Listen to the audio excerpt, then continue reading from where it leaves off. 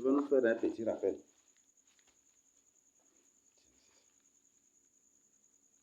Nous avons vu la différence entre croire, accepter et avoir foi.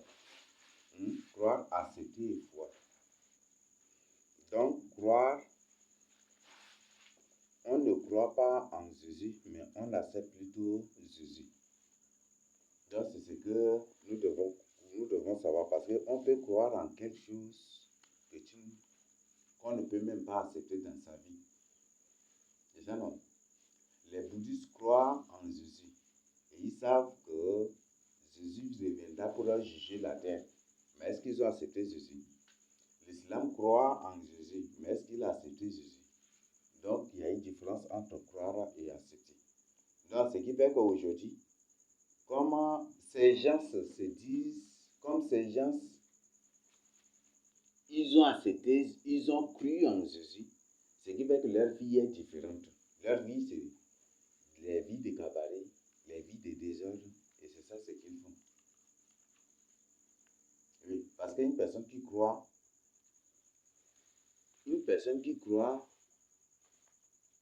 c'est une personne qui n'a pas accepté.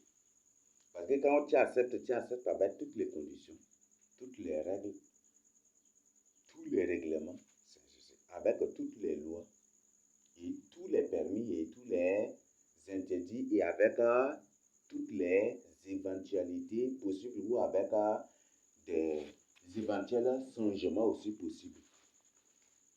Ça, c'est ça, accepter. Par exemple, une application ou un logiciel, quand tu veux installer dans ton téléphone, dans ta machine ou dans ta machine, on te demande acceptes-tu les conditions, c'est ça non, de confidentialité ou de règlement de l'application ou de logiciel, c'est ça non. Et quand tu refuses d'accepter, le logiciel ni le logiciel ou l'application ne va pas s'installer. Ça se refuse, ça se ferme ou ça se refuse. Il faut obligatoirement accepter.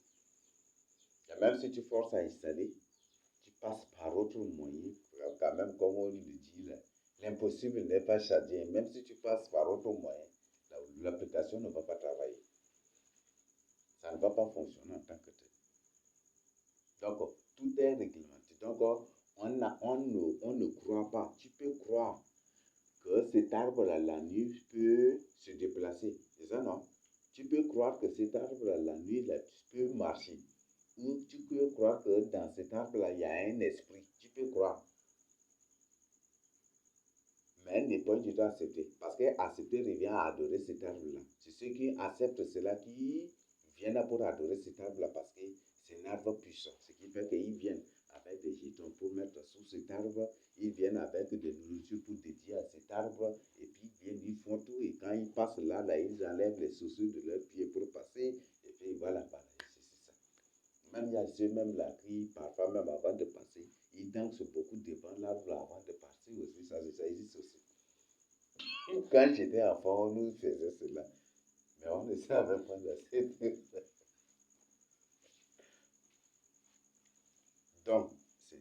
Donc, c'est des choses qui, c'est tout à fait une réalité, c'est la vérité. Donc, on ne croit pas. Donc, parfois les mots utilisés ici dans la tradition de la Bible sont des mots qui sont déchargés, dépourvus de leur substance. C'est des mots qui ne cadrent pas avec la vérité, ni aussi avec la réalité. Donc, c'est ce que vous devez savoir. Parce que si j'ai dit,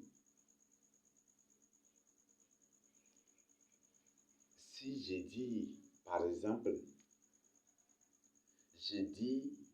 je crois que Mohamed a existé. Est-ce que le fait de dire que je crois que Mohamed a existé revient à faire de moi une personne qui a accepté Mohamed dans sa vie? Non, ça n'existe pas. C'est ça, n'est-ce pas? C'est pas vrai, c'est ça, n'est-ce pas? Donc tu peux croire, mais tu ne peux pas du tout accepter. Il y a des gens qui croient à la vérité qu'on partage avec les hommes, n'est-ce pas? Mais est-ce qu'ils l'ont accepté? Ils n'acceptent pas, mais ils croient. Il y a des gens qui croient, quand tu partages les vies, eux aussi, ils vont ajouter beaucoup de compléments. Et eux-mêmes profitent pour rendre des témoignages et dire même des secrets qui les ténaillaient. Des secrets dont ils étaient même devenus des prisonniers terribles ou des prisonniers. Mais ils profitent pour divulguer, pour partager, mais ils n'acceptent pas. Parce que s'ils seulement s'ils ont accepté, je crois qu'ils seraient là parmi nous ici. Oui, je sais que où certainement leur vie est complètement changée. Ils ne vont plus fréquenter les cabarets, ils ne vont plus faire ceci, ceci. Ils ne vont plus oser combattre.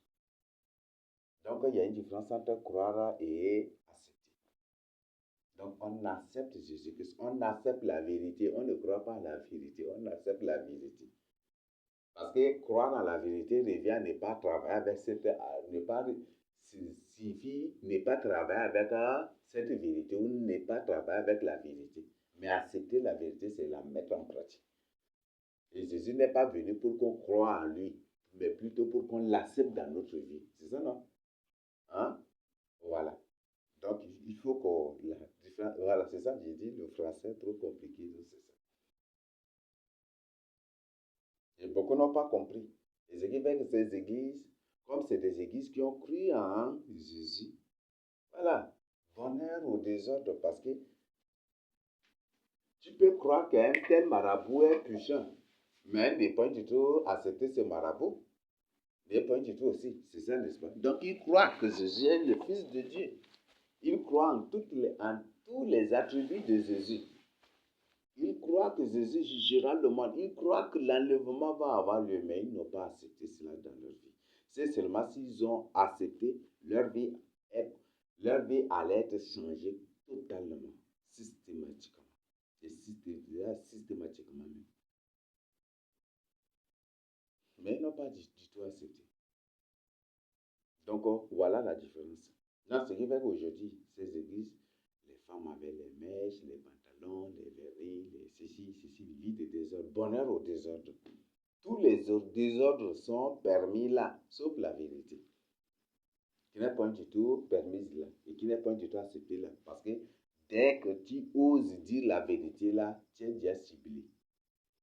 Tu es déjà ciblé par le pasteur ou par ses soi-disant pasteurs ou par ses anciens, et directement par la seule, qu'est-ce qu'ils vont faire? C'est eux-mêmes qui vont comploter contre toi. Eux-mêmes qui vont t'envoyer. C'est des choses dont j'ai été victime. C'est des choses dont j'ai été victime. Je témoigne en tant que témoin. Je le présente en tant qu'une victime de cela. Parce que quand je disais la vérité dans leur soi-disant église, c'est eux-mêmes qui m'envoyaient des filles pour tout faire pour que je couche avec elles. Mais j'ai refusé. J'ai refusé. J'ai refusé. C'est eux-mêmes qui m'envoient des filles. Ceux-là qui se disent des enfants de Dieu, c'est eux-mêmes qui envoient des filles. Et ce sont ces gens-là qui aujourd'hui sont en train de répandre partout, dire partout aux gens que je suis un sectaire.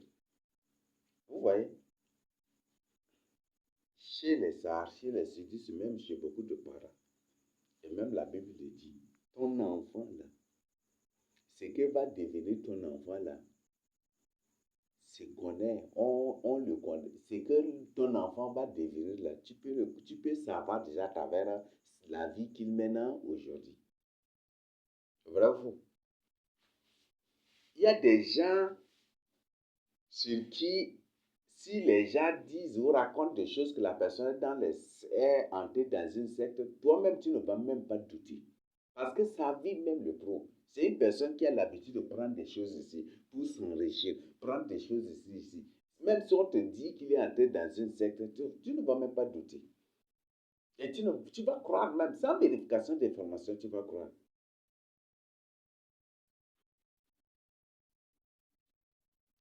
Dieu le dit dans sa parole, dans Proverbe 22, verset 6. Enseigne, éduque l'enfant selon la voie qu'il doit suivre. Et quand il sera vieux, il ne s'en détournera pas. La vie de ton enfant, là, le comportement de ton enfant présente même déjà son futur, qui il est, qui il sera. L'expose en tant que qui il sera. Si l'enfant est têtu, il va et qu'il ne change pas, il restera têtu jusqu'à la fin.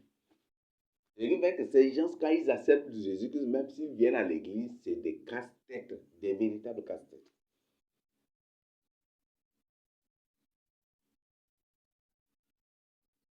Par exemple, vous prenez un enfant qui a grandi dans les... qui dort et qui grandit, qui a grandi carrément dans les salles de cinéma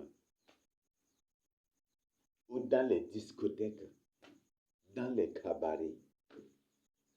Un tel enfant, s'il accepte discussion, il y aura beaucoup de choses.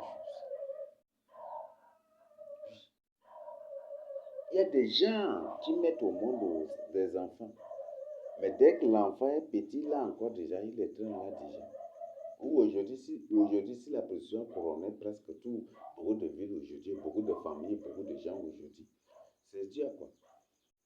Une femme qui a un bébé, et il part avec le bébé dans une auberge, il met le bébé, il dépose le bébé là sur la table là, et pour faire, il dédie déjà l'enfant à la possession, les gens disent pas. Et si le bébé c'est une fille, sa vie, bonheur aussi à la possession. Et si c'est un garçon, bonheur aussi à la décision des filles des autres, c'est ça. C'est exactement ce qui se passe aujourd'hui.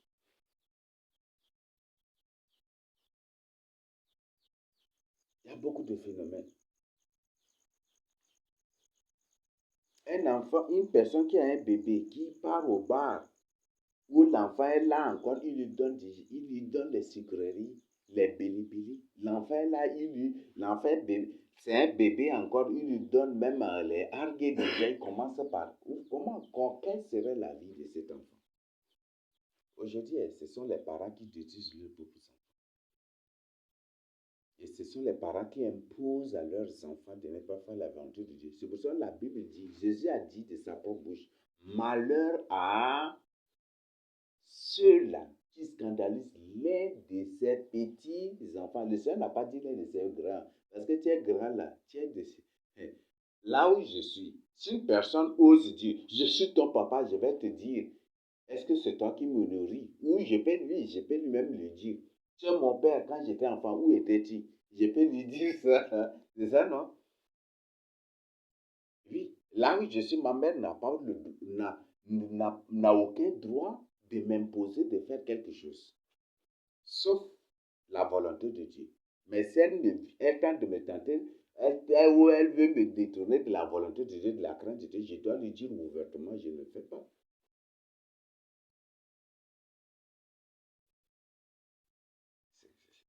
Donc, quand eux-mêmes, ils le disent, là. Donc, aujourd'hui, là, tu es grand déjà. Des trucs, même il y a des gens même qui, ils louent quelque part dès que leurs parents veulent leur imposer quelque chose. Est-ce que je suis encore sous votre pouvoir? C'est ça, non? Est-ce que je suis encore sous vos pouvoirs pour me détruire comme ça? Et si le but, ce n'est pas pour amener vraiment à la désobéissance au ceci, mais c'est pour que vous compreniez. Donc, un enfant, là, si c'est mal éduqué, c'est mal éduqué. Aujourd'hui, quand les enfants, allez dans certaines familles, le système d'éducation de ces enfants dans des grandes familles ou dans de nombreuses familles en ces derniers temps, c'est le système de comptes. Ou c'est la télé qui éduque les enfants. L'enfant est là jour et nuit, télé, bande dessinée. Et eux-mêmes, ceux de bande dessinée ont annoncé. Eux-mêmes, ils ont publié. Leur mission, c'est de former les enfants à la délinquance, à la désobéissance, à la rébellion contre leur famille. C'est un truc qui est publié, hein, c'est Disney même qui a publié ça. Au voyoutisme et au banditisme, c'est ça. Ce qui fait que quand l'enfant voit, dès que l'enfant commence par voir les films, dès que l'enfant commence par voir les bandes dessinées, l'enfant devient automatiquement éduqué. Parce que ce que vous devez savoir, la cinématographie, c'est une littérature. La cinématographie, c'est la plus efficace de toutes les littératures.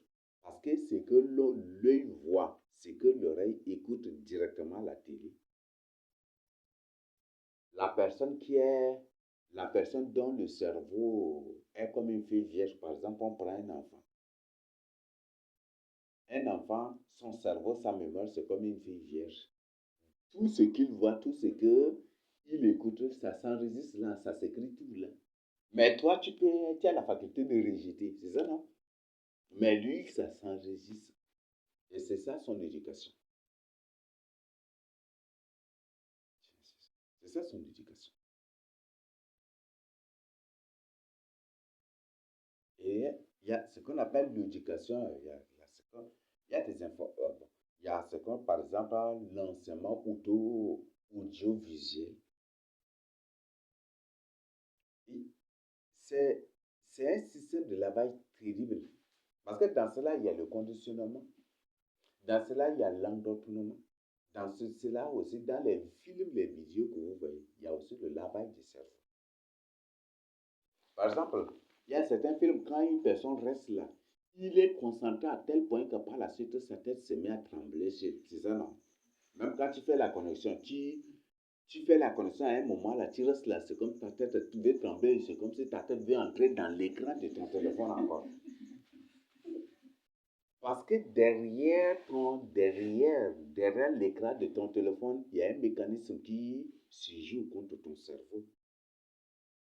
À travers cela, il peut laver ton cerveau. Il peut te ramener à une basse fréquence, à une fréquence zéro même. Il peut ramener ton cerveau et ta mémoire à une fréquence zéro.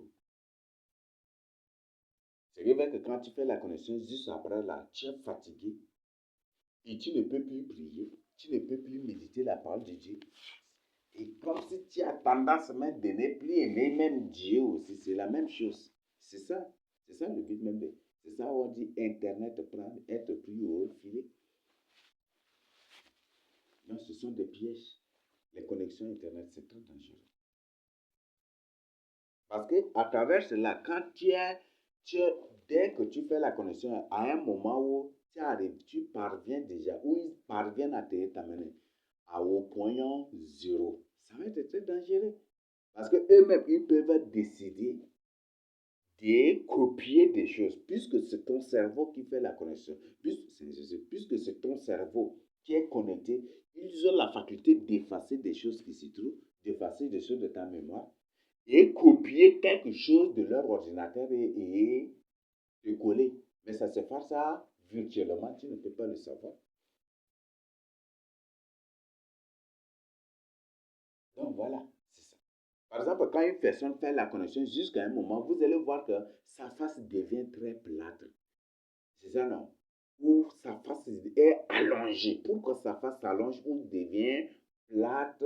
Ou pourquoi sa face devient pâle même? Même ça devient pâle aussi. Pourquoi? Donc, vous devez savoir qu'il y a des dangers là. Il y a des dangers là. Donc, c'est ça, Internet est pris au piège. Voilà, donc, voilà, c'est désordre là. Donc, parce que ces églises ont cru, mais ils n'ont pas accepté. Ils n'ont pas Christ dans leur vie. Et accepter Christ, ce n'est pas dire, voilà, Jésus-Christ, je crois en toi, je crois que tu es le Fils de Dieu, tu es mort sur la croix de Golgotha pour mes péchés, tu m'as sanctifié, tu m'as lavé, maintenant je prends la décision de marcher avec toi. C'est pas ça, accepter Jésus. Non, ça c'est rien. Ce n'est pas du tout accepter Jésus. Ce n'est pas du tout accepter Jésus.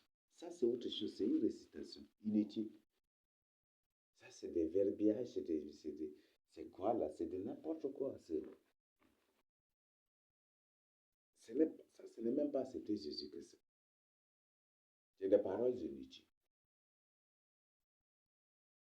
Et maintenant, quand la personne dit je vais accepter Jésus-Christ ou je vais accepter, vous voyez, ils ont mis les choses à l'envers à tel point que c'est difficile aujourd'hui. Par exemple, une personne qui dit Biniba, Bereba, Mamoun, Mema, Église, il est là déjà à faire la récitation. Je vais, je crois en Jésus-Christ. Il fait toutes les répétitions pour reproduire ça exactement là-bas. Jésus-Christ n'est pas la routine. Jésus-Christ ne se trouve pas dans ces choses-là. Je crois que Jésus est le Fils de Dieu. Il est là à résister ça pour bien maîtriser d'abord. Quand j'allais me faire baptiser en 2011, on me demande, voilà, il faut bien maîtriser ça. On me demande de réciter ça. J'ai dit, je ne vais même pas réciter. On me demande de maîtriser ça. J'ai dit, je ne vais point du tout le faire. J'étais catégorique même. Je ne vais point du tout le faire. Et ce qui fait, vous voyez, on dit, Même au baptême maintenant, eux, quand ils amènent une personne là, pour le baptême, c'est les mêmes récitations là encore. C'est ça, non? C'est pas du... Est-ce que c'est ça ce que Jean-Baptiste a fait? Est-ce que c'est ça ce que Jésus a fait? Est-ce que c'est ça que les apôtres ont fait? Donc, c'est ceux qui ont cru en Jésus. Parce qu'ils n'ont pas l'Esprit de Dieu. Parce que croire, ce n'est pas accepter. Accepter, ce n'est pas réciter ces paroles-là. Accepter, c'est accepter les commandements de Dieu. Accepter la crainte de Dieu. Accepter de mener une nouvelle vie. Quelles que soient les difficultés, quelles que soient les circonstances, quel que soit ce que tu traverseras. C'est ça, accepter Christ. Et Jésus a dit, si quelqu'un vient à moi, celui qui l'accepte, c'est celui qui vient à lui, n'est-ce pas? Qui se charge de sa croix. C'est ce que Jésus a dit. Donc aujourd'hui, on est dans un monde terrible. Et voilà, la théologie a fait de certaines personnes qui ont des cheveux blancs, même des terribles bébés. Parce qu'ils ne comprennent même pas. Ils emploient des mots qu'ils ne comprennent même pas. Et aujourd'hui, au fur et à mesure, l'antichrist, avec tous ces éléments, sont à l'œuvre pour donner, modifier des choses aujourd'hui. Donc vous voyez, une personne qui, tu vas trouver une personne au cabaret, et dès que tu vas te mettre à évangéliser la personne dit, je suis évangéliste, je suis pasteur, je suis ceci. C'est pas la foi qu'on est sauvé. Mais il ne comprend même pas ce qu'on appelle la foi. Parce qu'aujourd'hui, en théologie et partout ailleurs, c'est des bêtises et des conneries qui sont transmises. C'est des bêtises et des conneries qui sont transmises. Pour eux, la foi, c'est les miracles. Déjà, non. Pour eux, la foi, c'est avoir confiance. Oui, la foi, c'est la confiance. Mais la foi, là, c'est l'obéissance. Hébreu 11 définit, tout le chapitre de Hébreu 11 définit la foi. En train de définir la foi. La foi, c'est l'obéissance. La foi, c'est la sainteté. La foi, c'est la sanctification. La foi, c'est la séparation du monde. Dieu dit, séparer qu'il est venu pour nous faire sortir du monde. C'est ça, non? Il est venu pour nous séparer du monde. Ce qui fait que, nom Romains 12, c'est pourquoi séparez-vous, Dieu le Seigneur. C'est 2 Corinthiens 6, je crois, du verset 17 à 18. C'était ça, non? Mais aujourd'hui, les gens du monde et les enfants de Dieu sont dans les mêmes cabarets, sont en train de boire. Ils disent, hé, hé, hé, hé. Ils dansent, des trucs comme ça. Et quand tu le trouves, tu lui parles de la parole de Dieu. Il dit qu'il est enfant de Dieu. Il a déjà accepté là-bas. Il a déjà accepté Jésus dans sa vie. Il n'a pas accepté Jésus. Il a cru juste en Jésus. Il a cru.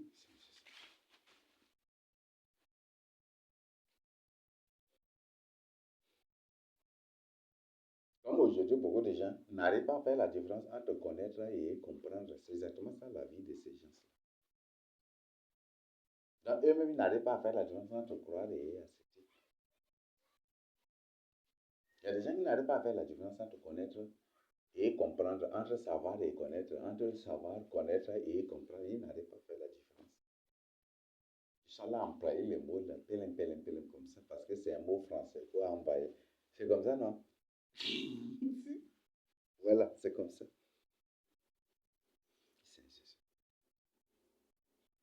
Voilà. Donc, c'est ce que vous devez savoir. C'est ça, c'est ça, c'est ça. Donc, ces gens ont cru. Et une personne qui croit, c'est une personne qui fait de n'importe quoi. Ce qui fait qu'ils aussi font de n'importe quoi. Oui. C'est des gens qui font de n'importe quoi. Parce qu'ils ont simplement cru. Parce qu'une personne qui a accepté Christ a la passion de Jésus-Christ, a la passion de la crainte de Dieu, a la passion de la sainteté, a la passion de la sanctification. Mais où est la passion de la crainte de Dieu avec elle? Une personne qui fume, mais quand tu lui dis, il dit non, Dieu ne voit que le cœur seulement.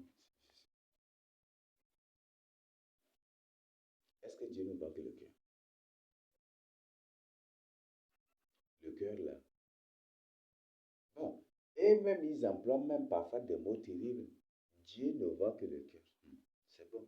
Et Jésus a dit, c'est de cœur aussi que sortent toutes choses.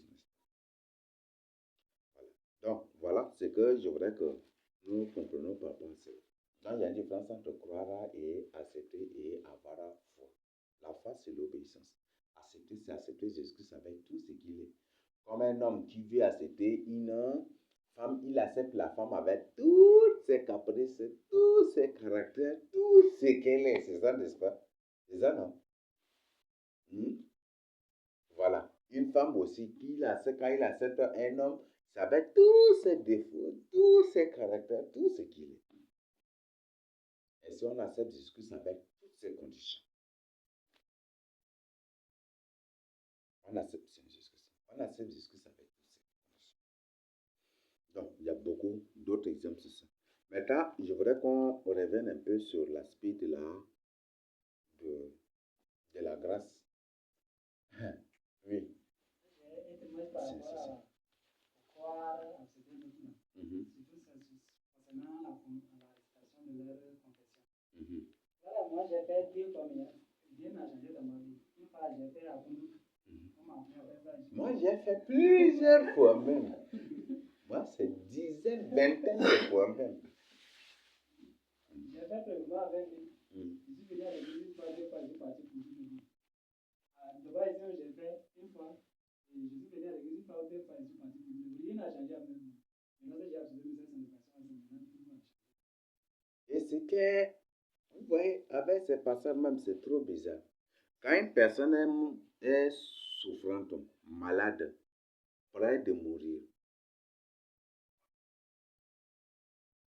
dès que ces passages viennent, au lieu de demander à la personne de confesser ses péchés, qu'est-ce qu'ils font? Il faut croire en Jésus. Répète après nous si tu crois en Jésus. Voilà, c'est des bêtises.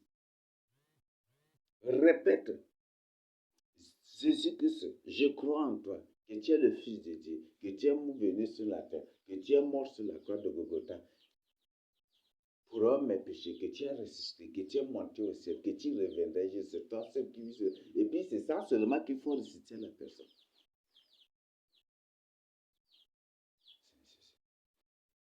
Mes frères et sœurs, la confession de foi existe dans l'islam. La confession de foi existe dans le bouddhisme. La confession de foi, c'est pourquoi dans même les païens, même ont confession de foi. Et le Seigneur dit qu'il est venu pour nous séparer du monde. Et les choses du monde, là, on est encore. Il y en a dans l'église de Christ. C'est de fausses églises. C'est une église païenne. Ça, c'est des églises païennes. La confession de foi existe partout dans l'armée, mais il y en a. Confession de foi, c'est ce qu'on appelle des paroles d'engagement. C'est ça, non?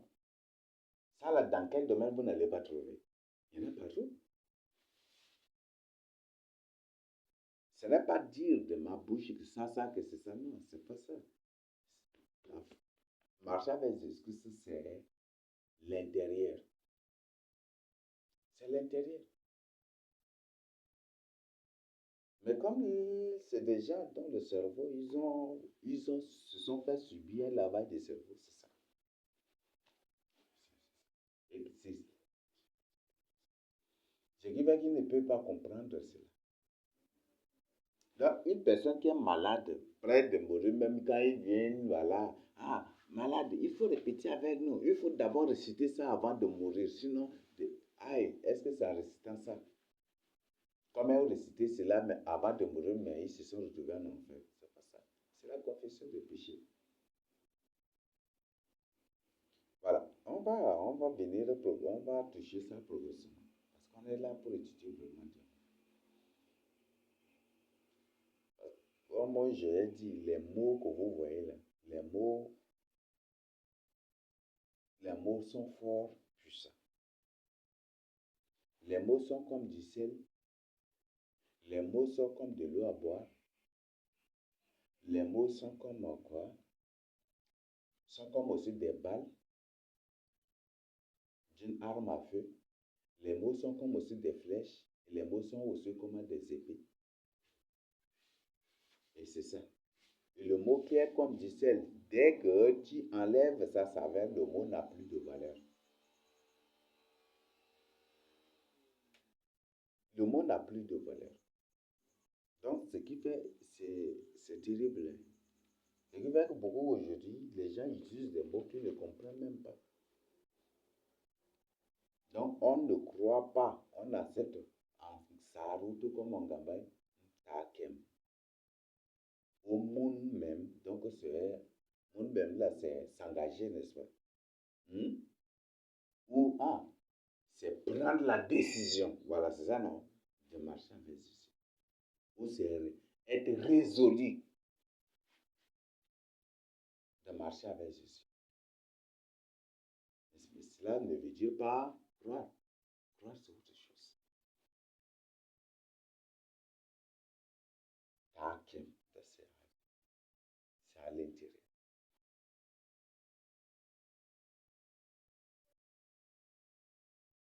Et en bas, aussi, c'est kadrota, c'est ça, non? Kadrota. Kadrota, c'est quoi? Croire à la parole. Pour les bails, c'est encore direct carrément, c'est croire à la parole. C'est bon, c'est kadrota. Donc, cadre, c'est donner son corps ou sa vie à la parole de Dieu. Donc, c'est ça, comme vous voyez ça. Kadrota, rota.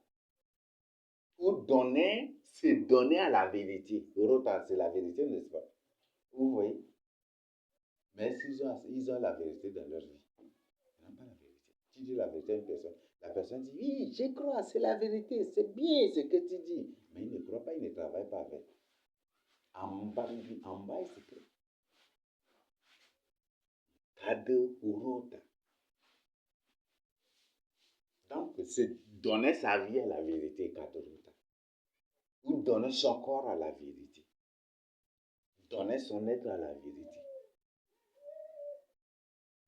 Ou c'est donner à la parole de Dieu. C'est se livrer à la parole de Dieu. Vous voyez, c'est très clair. Et c'est nous qui sommes les véritables peuples de Dieu. Les vrais juifs, les vrais hébreux, ce sont les Africains. Et ils le disent ici au Tchad. Donc c'est en nos langues même. C'est très clair. Donc dans cela, il ne ressort il ne ressort point du tout le verbe croire. Il ne ressort point du tout le verbe croire. Mais c'est plutôt accepter, c'est donner à la vérité, livrer son corps à la vérité, livrer son corps à la parole de Dieu. C'est ça. Ou accepter dans son cœur, accepter Jésus dans son cœur, accepter la vérité dans son cœur. C'est ça. Voilà. Donc, vous voyez, dans nos langues, c'est clair même. Et pourquoi? Et ils disent, ils parlent même, ils sont même des, quoi là? Ça, comment le mot? Ils sont même des membres de l'Académie de nos langues, même ici. Mais ils ne comprennent pas les mots qu'ils utilisent. Vous voyez, c'est ça. J'ai dit, il y a une différence entre connaître et comprendre, c'est ça. Ils connaissent, mais ils ne comprennent pas. Donc, ce qui fait que si une personne dit, croyez, croyez, non, c'est pas croire. Accepter, on accepte. Donc, nous, dans l'ignorance aussi, on utilisait les mêmes choses. Mais aujourd'hui, Dieu nous ouvre les yeux maintenant. Dieu nous ouvre les yeux. Parce que moi-même, vous voyez, au début du ministère, même là, je travaillais quand même, j'enseignais la vérité, mais avec quelques compléments, des trucs de formation, des trucs théologiques que j'ai reçus là, c'était ça. C'était ça. Mais aujourd'hui, le Seigneur m'ouvre les yeux. Et chaque fois, le Seigneur me fait comprendre, me fait découvrir. Et le Seigneur me révèle. Et ce qui fait que je mets à côté, à côté, à côté. Voilà. Donc, c'est que vous devez savoir. Maintenant, il y a un texte sur lequel ils aiment beaucoup se baser. Mais ils ne comprennent pas vraiment la signification de cela. Qu'une personne nous lise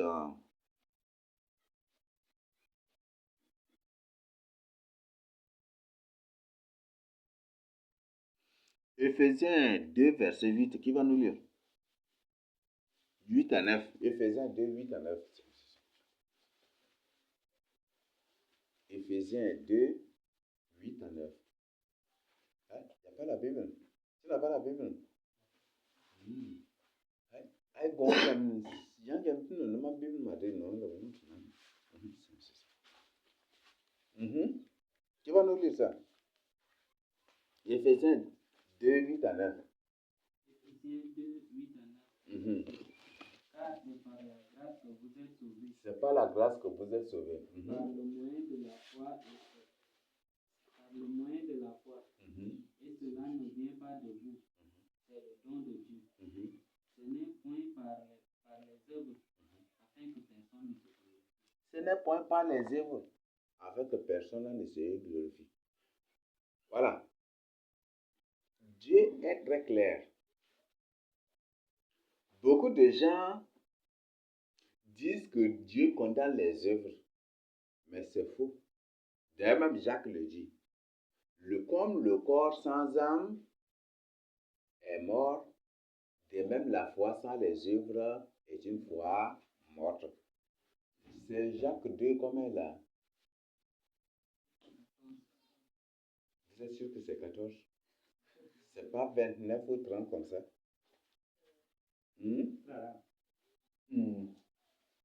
Good one.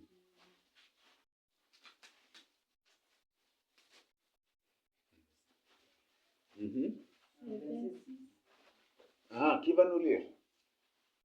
Jacques 2, 26 dit, comme le corps sans âme est mort, de même la foi sans les œuvres est morte. Ici, Jacques est clair, n'est-ce pas? La foi sans les œuvres est une foi morte. Et quelque part, Dieu dit que Jésus nous appelle, la Bible dit que Jésus nous a appelés pour les bonnes œuvres. C'est pour les bonnes œuvres que Dieu nous a appelés. Les bonnes œuvres, c'est quoi?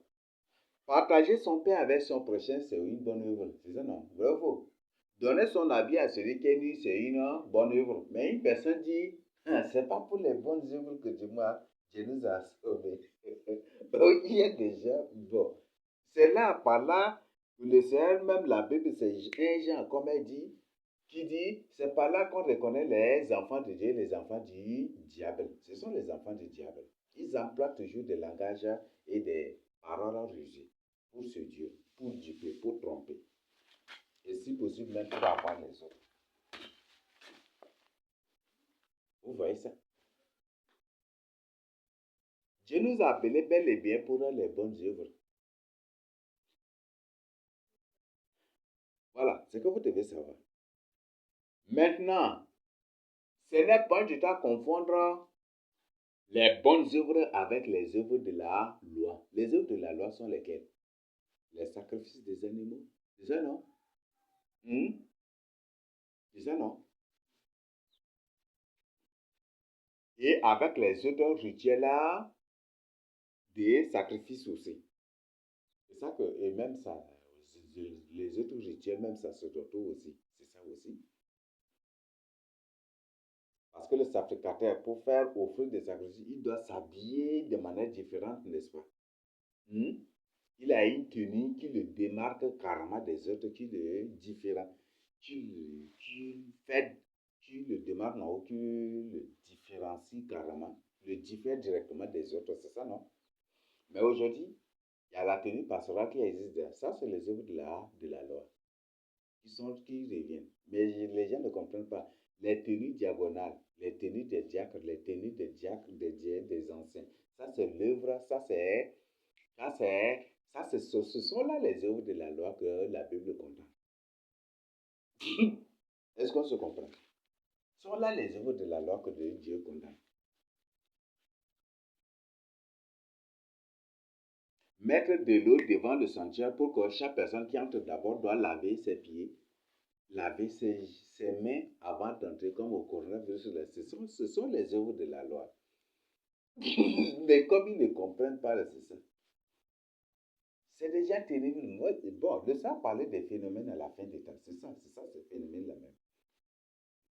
Ça, c'est des œuvres de la loi. Porter cache-nez en train d'avoir, ça, c'est de n'importe ça. Bon, ça, c'est un phénomène qui ne se trouve même pas dans la Bible aussi.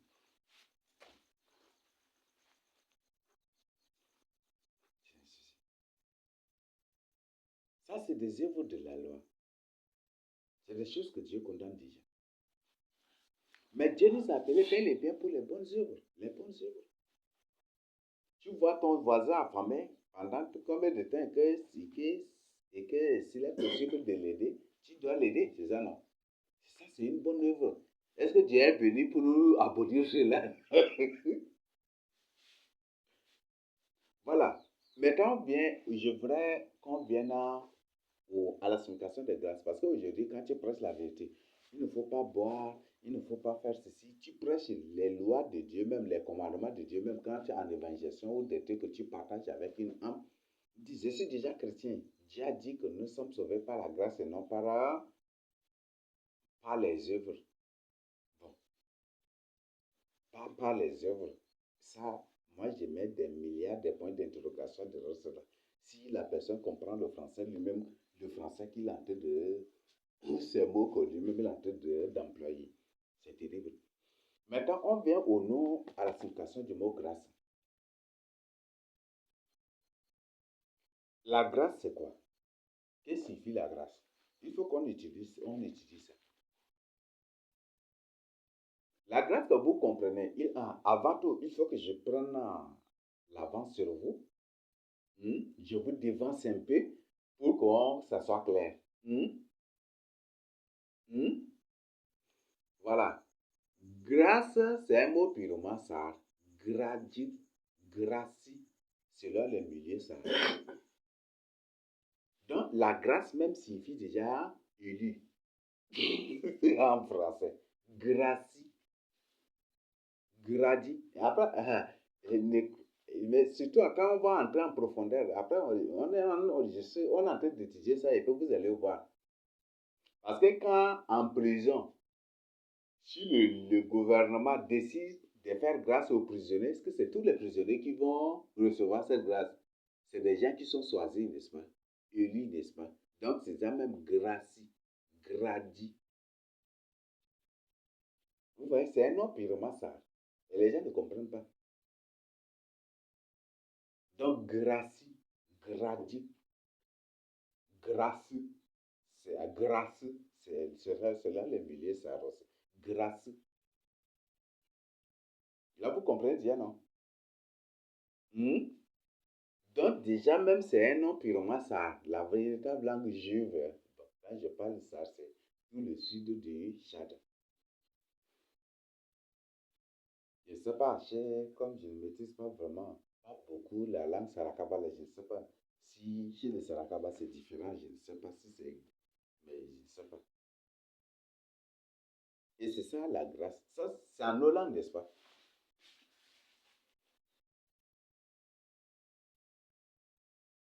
Donc, grâce, gracie, gradit. Et c'est un milieu, ça gradit bien aussi, c'est ça, non? Ou gradit bien, ou gradit, là c'est ça, gradit, ou grâce, ou gracie. Les gambas, là, c'est gracie, non? Hum? Hum? Hum? Raceci. Là c'est uniquement ça harcèlement. Mbira,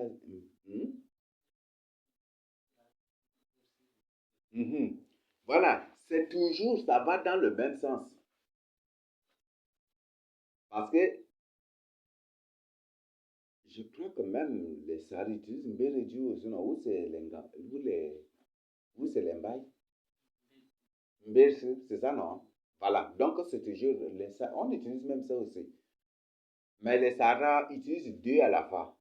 Mbérédu et Gradi ou Grace ou Gracie aussi.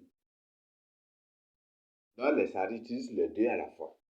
Donc, Mbérédu, tout ça signifie toujours élu. C'est parce que il nous a élus, c'est ça, non? Ça suffit lui-même déjà. dans tous les deux cas, ça signifie élu. Être élu. Être choisi. C'est ça, non? Être choisi, être élu.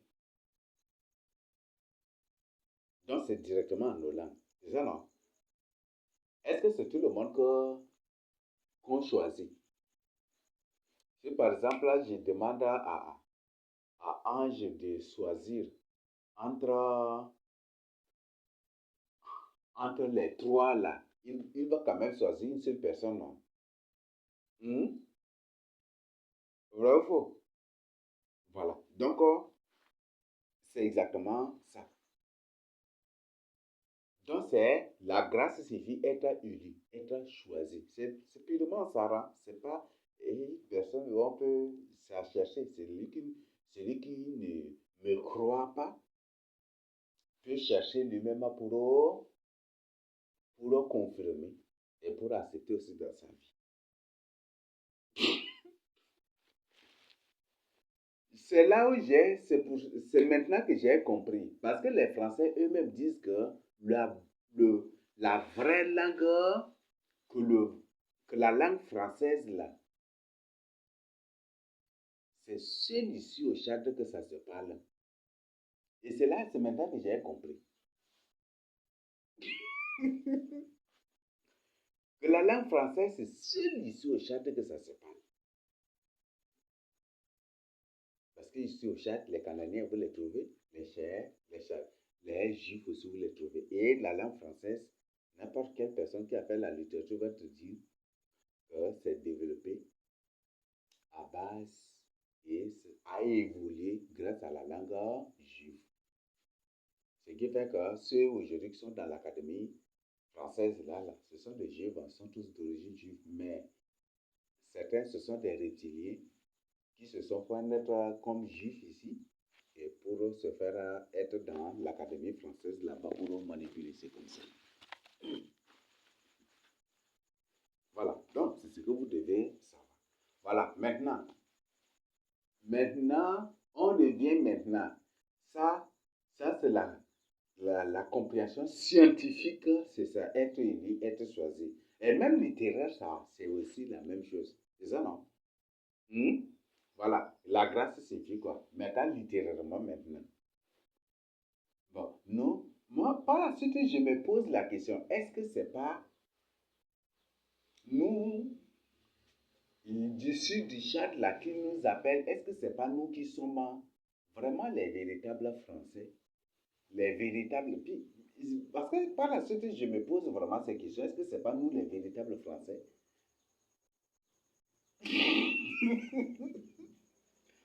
Parce que c'est trop bizarre.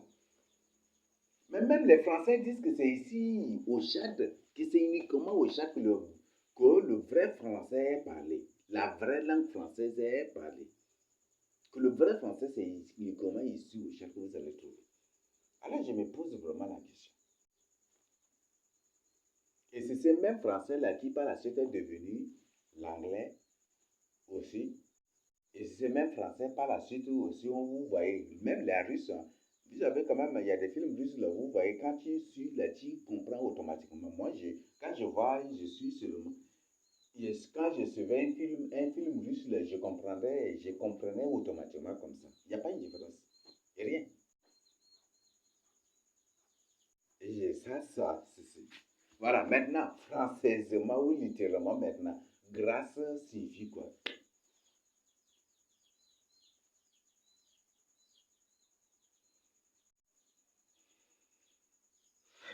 Hmm?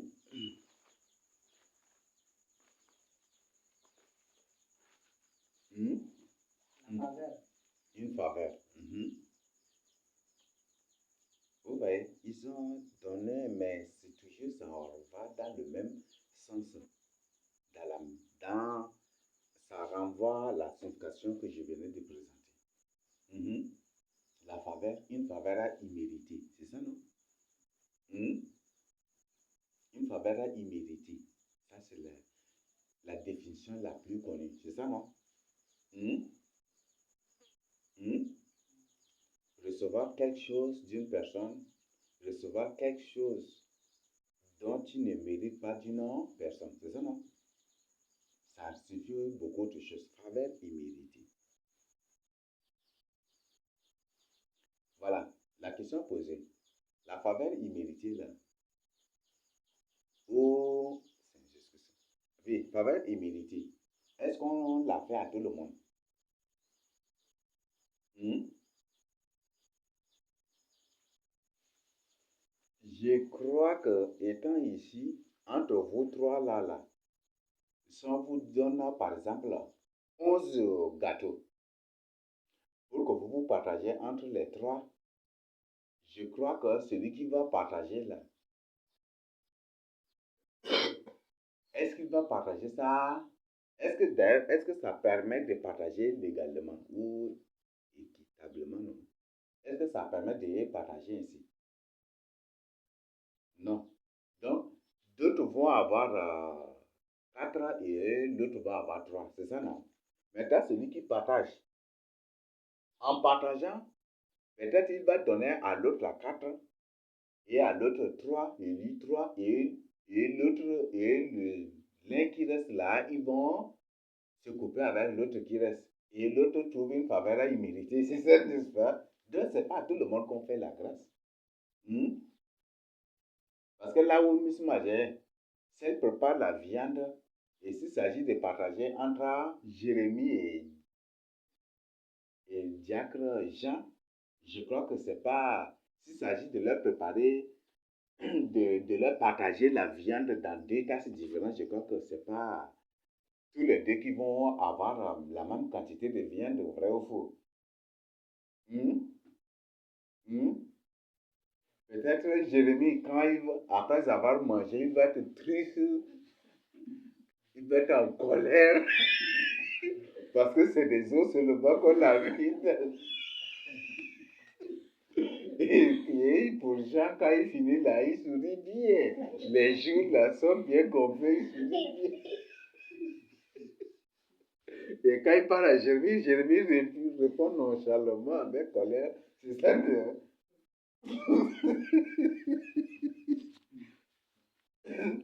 Donc, la grâce n'est pas faite à tout le monde. Est-ce qu'on se comprend? Une faveur imméritée n'est pas faite à tout le monde. Donc, c'est toujours un choix ici. Donc, en d'autres termes, le fait qu'il sert des bons morceaux au diacre Jean,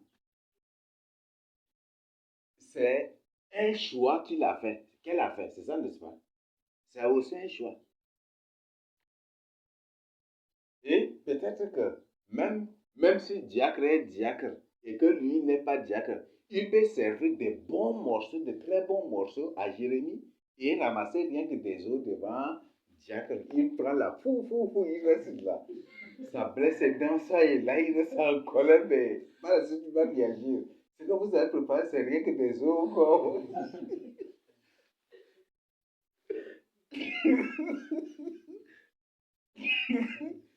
C'est ça, non? Voilà. Donc, la grâce n'est pas faite à tout le monde. Le choix, là, c'est toujours comme ça. Parce qu'on choisit avant de faire grâce. Est-ce qu'on se comprend? Voilà. Maintenant, on revient. C'est une grâce, c'est une faveur imméritée. Par exemple, si le gouvernement veut faire grâce à une personne, veut faire grâce aux prisonniers, hmm, ou libérer ces prisonniers, faire grâce aux prisonniers, c'est les libérer, non? Hmm, voilà, pour les libérer. Mais maintenant, si les prisonniers, là, avant que le gouvernement ne les libère, est-ce qu'il n'y aura pas une condition? Est-ce qu'il n'y a pas des conditions que le gouvernement va poser? Hmm? Il y aura obligatoirement des conditions. Le gouvernement ne va pas vous libérer. Ah, vous êtes libre, hein? Allez, ce que vous faites avant là, faites-le toujours. On ne va plus vous arrêter. On ne va plus vous faire de problème. Est-ce que c'est ça que le gouvernement va vous dire?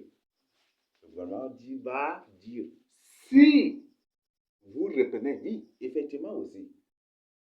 Par exemple, tu as arrêté et que par exemple, par grâce, tu es libéré, et que tu tues encore, ton dernier cas va être pire à la prison. Tu risques même la mort aussi. Ça, c'est une réalité, et vous pouvez le chercher, vous pouvez vous-même vous renseigner.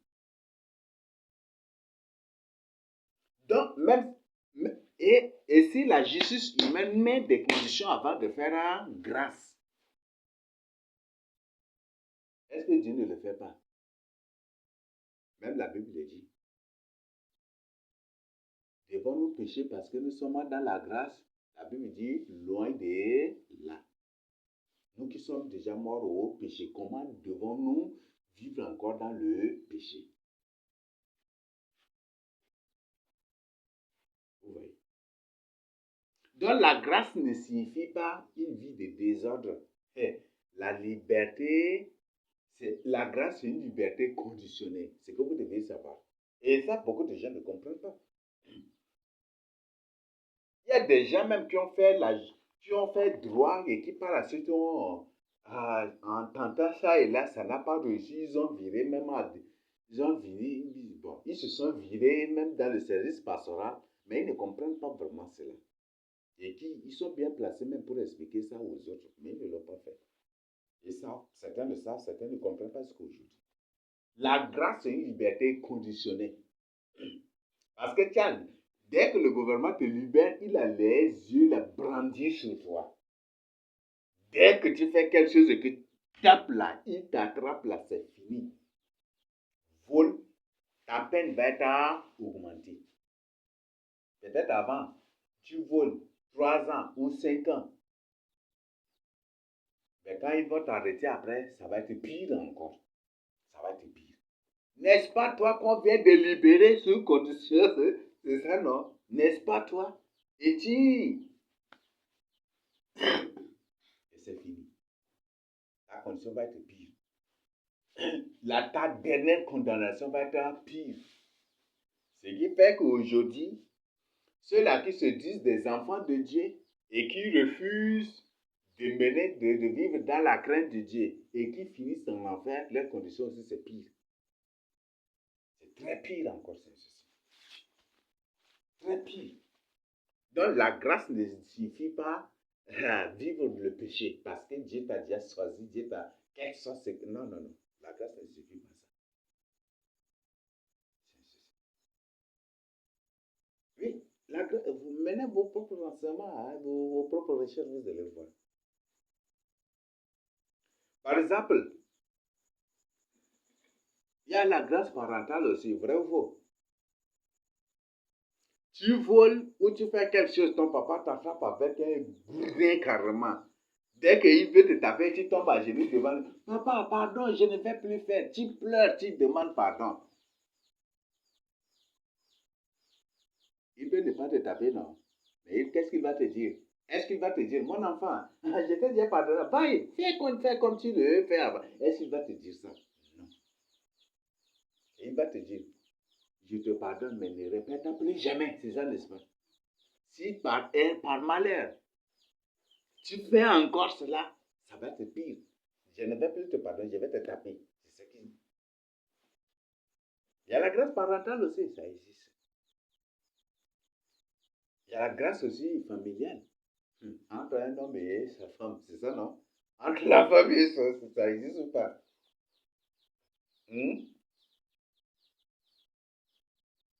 L'homme peut dire à la femme, toi là, j'étais vu avec cet homme. Je ne sais pas ce que vous avez fait. Mais si prochainement je vous vois encore, c'est le divorce. Hein? Oui, ça existe vrai ou faux?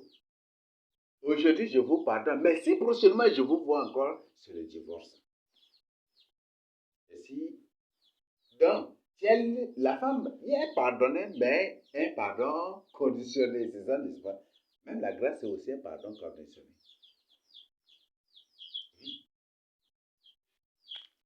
Si ce n'est pas un pardon conditionné, la Bible n'allait pas dire. Par exemple, lisez 2 Pierre 2, 18 à 22. Lisez Proverbe 16, non, verset 23 ou verset 11 comme ça. Le chien retourne à ce qu'il a voulu. Ça, c'est des choses. Dieu, c'est pardon. Mais c'est pardon. Tu demandes pardon, oui, c'est bon. Mais Dieu te demande de te repentir. Mais une personne qui se dit, je suis sauvé, voilà, j'ai déjà cru en Jésus, je suis sauvé. Voilà, une grande erreur. Croire ne suffit pas être sauvé. C'est accepter Jésus-Christ avec toutes ces conditions qui suffit être sauvé. Voilà l'erreur dans laquelle les gens se sont plongés. Voilà l'erreur dans laquelle les gens vivent. La grâce existe dans tous les niveaux. Tout.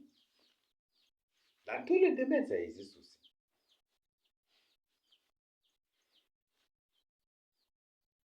Par exemple, aujourd'hui, tu viens trouver un commerçant. Il te voit comme ça, lui-même là, il a des bons sentiments, il te voit, il a compassion, pitié de toi. Maintenant, ce qui est à 1500, il te donne à 1000 francs et puis voilà, tu pars. Tu pars, tu reviens encore, tu crois que tu vas trouver à 1000 francs encore. Hein? Tu crois que tu vas trouver encore à 1000 francs? Voilà.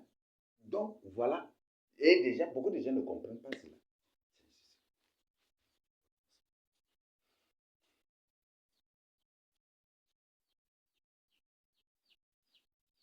Donc, la grâce existe à tous les niveaux.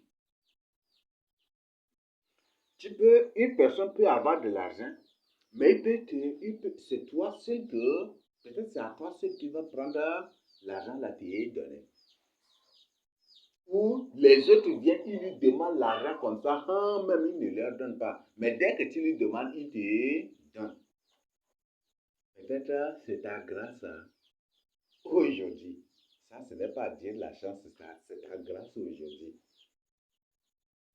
Mais prochainement, si tu reviens encore, il va te dire, il n'y a pas d'argent. Ou même s'il y en a, il va te roudoyer ou il va te chasser aussi. Donc, la grâce ne suffit pas de dire du désordre.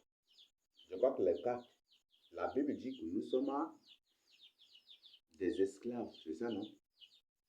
Nous qui étions des esclaves du péché. Et le Seigneur, être esclave, c'est être prisonnier, n'est-ce pas?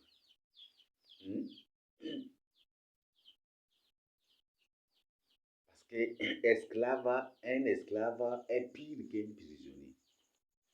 Et nous étions des esclaves du péché. Et ce n'est pas la grâce que nous sommes sauvés aujourd'hui. Dieu nous a rachetés. Donc, s'il nous a sauvés, ce n'est plus pour retourner à ces choses-là. Mais personne, tu le trouves au cabaret. Tu lui parles de la part de Dieu. Non, je suis sauvé par la grâce. Une personne qui, tu le vois au bar, tu parles de la part de Dieu. Non, je suis sauvé par la grâce. C'est pas ça. La grâce ne suffit pas vie de désordre. Même le gouvernement, quand il fait grâce aux prisonniers, là, pour les libérer, là, ce n'est pas pour les laisser aller mener vie de désordre. Dès qu'il les libère, le gouvernement va faire tout pour avoir leur numéro, tout même leur contact, tout quoi là.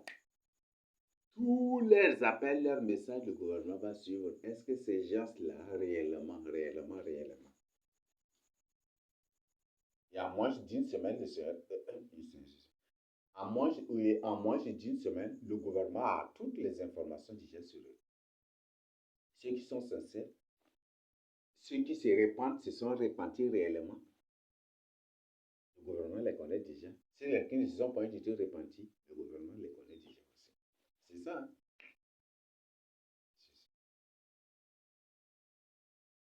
Donc, voilà. Donc, la grâce, ce n'est pas une vie de désordre. C'est ce que vous devez savoir. Je voudrais que nous lisons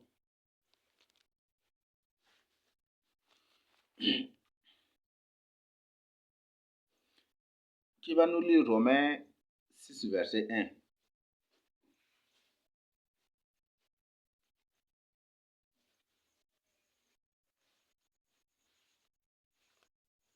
Romains 6, verset 1 à 4. Qui va nous lire? Romains 6, verset 1 à 4. Que dirons-nous donc? demeurions-nous dans le péché, afin que la grâce abonde loin de là. Nous qui sommes morts au péché, comment vivrons-nous encore dans le péché? Ignorez-vous que nous tous qui avons été baptisés en Jésus-Christ, c'est en sa mort que nous avons été baptisés. Nous avons donc été ensevelis avec lui par le baptême en sa mort, afin que, comme Christ est ressuscité des morts par la gloire du Père, de même nous aussi, nous marchions en nouveauté de vie. C'est bon? Tu vas nous lire du verset 11 à 13. 11 à 13 dit ceci. Ainsi, vous-même, regardez-vous comme morts au péché et comme vivants pour Dieu en Jésus-Christ. Que le péché ne règne donc point dans votre corps mortel et n'obéissez pas à ses convoitises. Ne livrez pas vos membres au péché comme des instruments d'iniquité. Comme des instruments d'iniquité. Il y a des gens aujourd'hui qui sont des instruments d'iniquité. Ils sont utilisés par des gens, par le gouvernement, par des autorités contre nous. Judas a été utilisé par les autorités contre Jésus-Christ, non? C'était ça, non? Judas Iscariote. Iscariote, donc c'est ça son nom. C'est un affirma Sarah encore. Vous voyez ça? Iscariote. Vous voyez ça? Iscariote. Non, c'est ça même son nom même. Hein? C'est ça aussi sa vie en tant qu'Iscariote. Iscariote, la même aussi. Hein? Iscariote signifie quoi? Ah, vous n'avez pas vu. Iscariote là.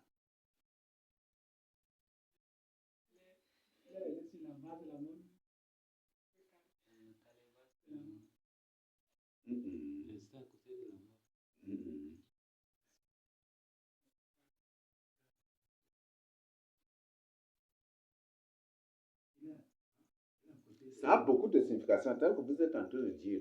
Mais l'autre signification cadre exactement avec sa fin tragique là aussi. Qu'est-ce qu'il a fait? Il est allé essayer de se suicider, non? Attacher une corde sur la branche d'un arbre, mettre sur son cou, et c'est ça, Iscariote, non? Iscariote, c'est ça, non? Il s'est donné la mort.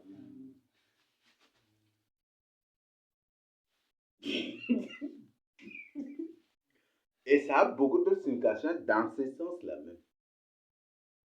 Donc, en d'autres, ça signifie aussi celui qui donne la mort, celui qui s'est suicidé, et ça signifie aussi celui qui donne la mort. Ou en d'autres termes, c'est celui qui livre quelqu'un. Et c'est exactement aussi sa vie. C'est ça, Iscariote. C'est non purement ça. Tu continues la lecture.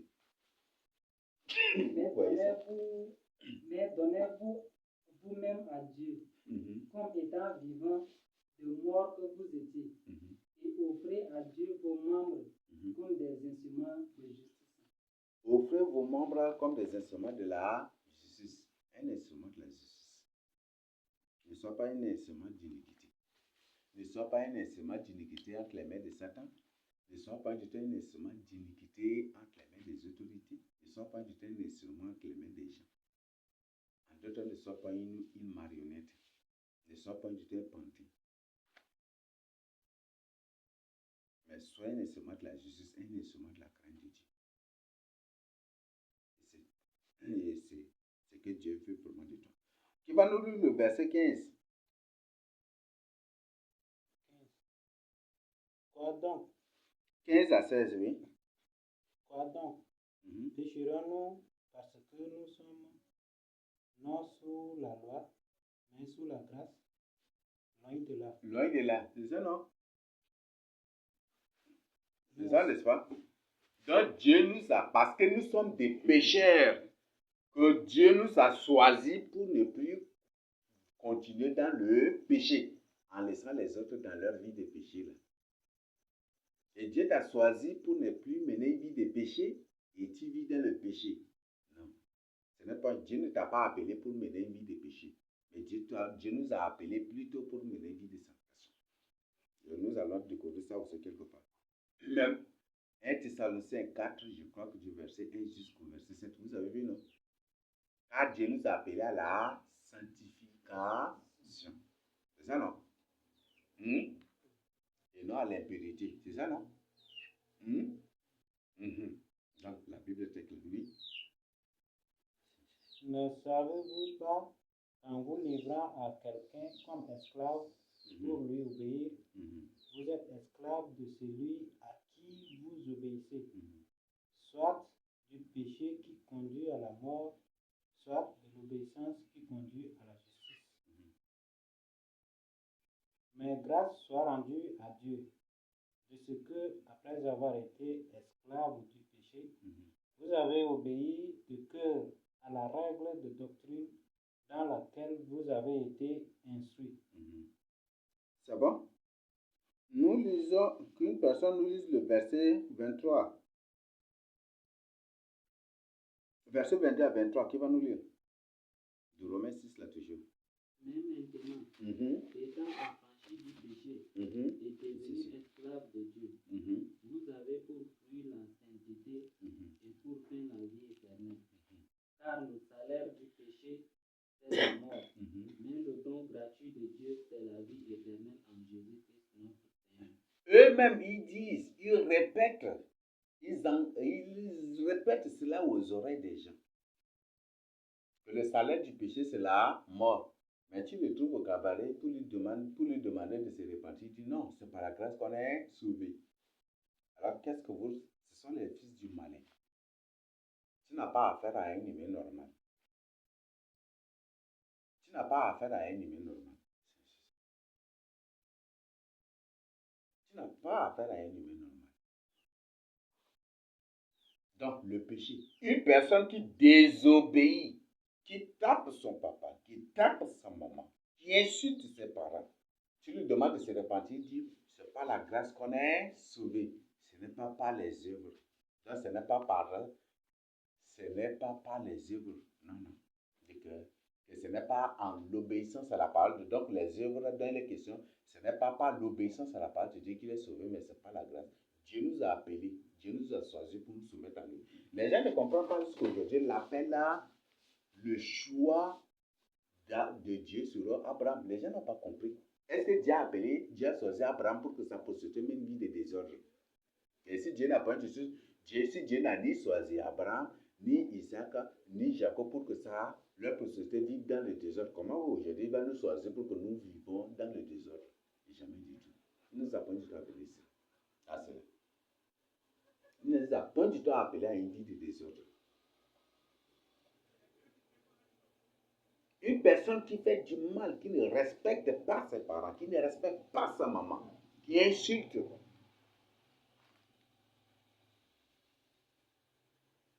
Même s'il prend la grossesse et que ses parents ses parents osent parler de ses problèmes, bagarres. Vous voulez que ce soit ses parents qui l'insultent, c'est lui qui insulte c'est lui ou elle qui insulte ses parents.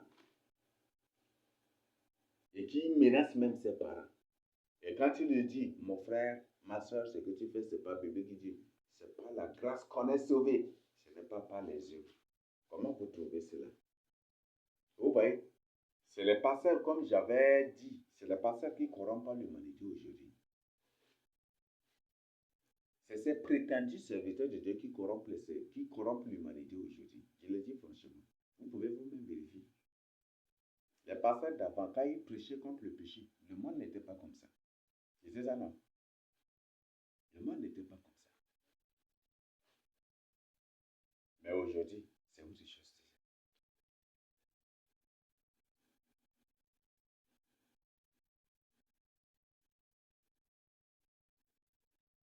Une personne enceinte une fille, et dès que les parents de cette fille s'élèvent contre lui, il prend gourdin et il se met à les taper encore, tabasser dessus. Ça se passe, hein? Hmm?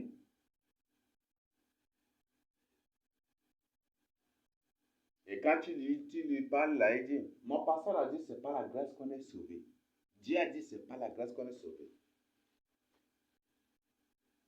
Une personne là vient et puis allez, il prend la fille d'une personne, il fuit avec, et attrapé-le là, il disparaît. Et dès que les parents se présentent, quand de quoi là, il prend Gourdin là, il tabasse, il tape bien les parents de cette fille, qui sont même, c'est beau, hein. Et pas s'il va dire que c'est par la grâce qu'on est sauvé, c'est pas ça. Ça c'est Dieu nous a point du tout appelé à cela.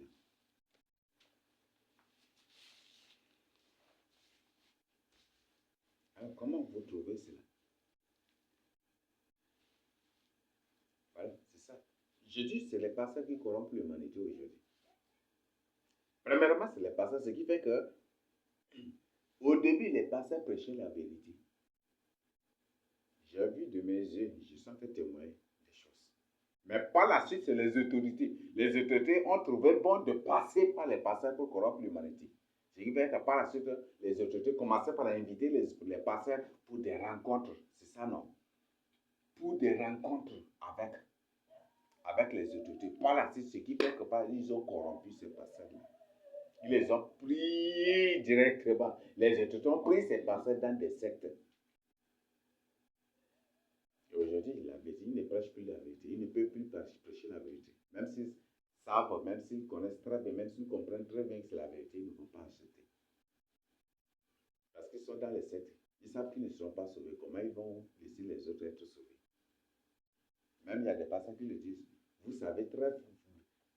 Des pasteurs en qui, lors d'une rencontre, on dit ouvertement à leurs fidèles, vous savez très bien que nous, on ne sera pas sauvés. Comment on va vous laisser pour... Comment on va vous laisser accepter la vérité pour être sauvés? On ne va pas le faire et les gens vont acclamer.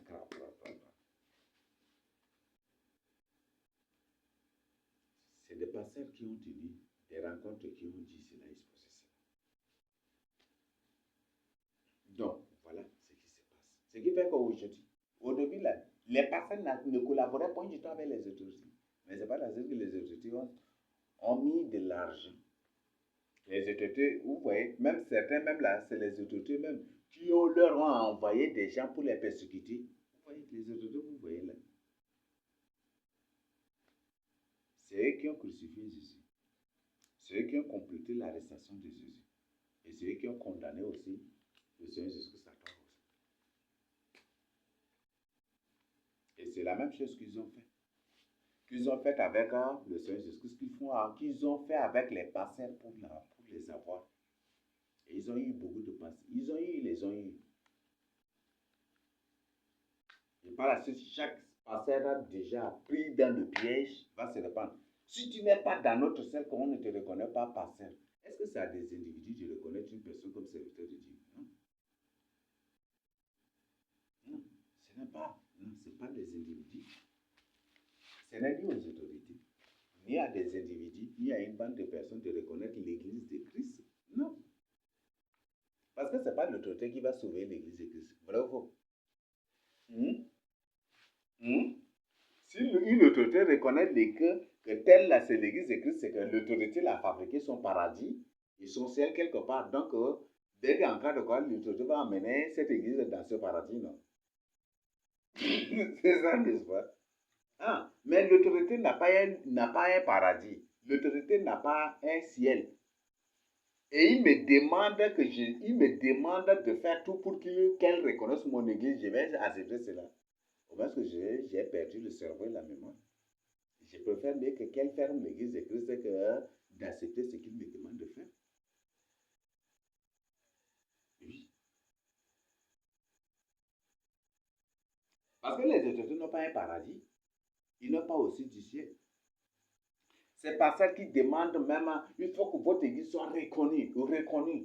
Est-ce que c'est à des individus?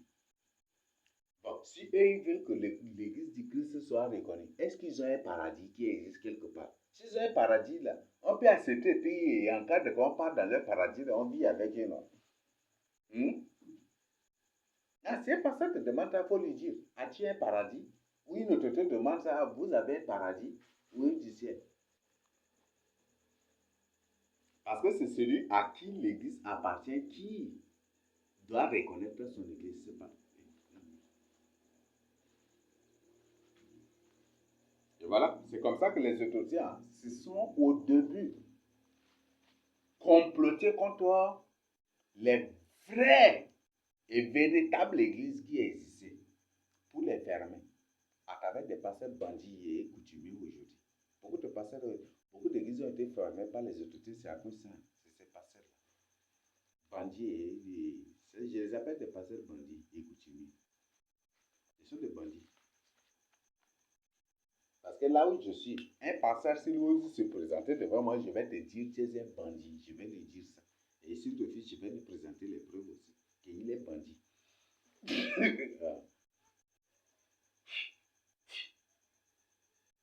Je vais lui présenter des preuves.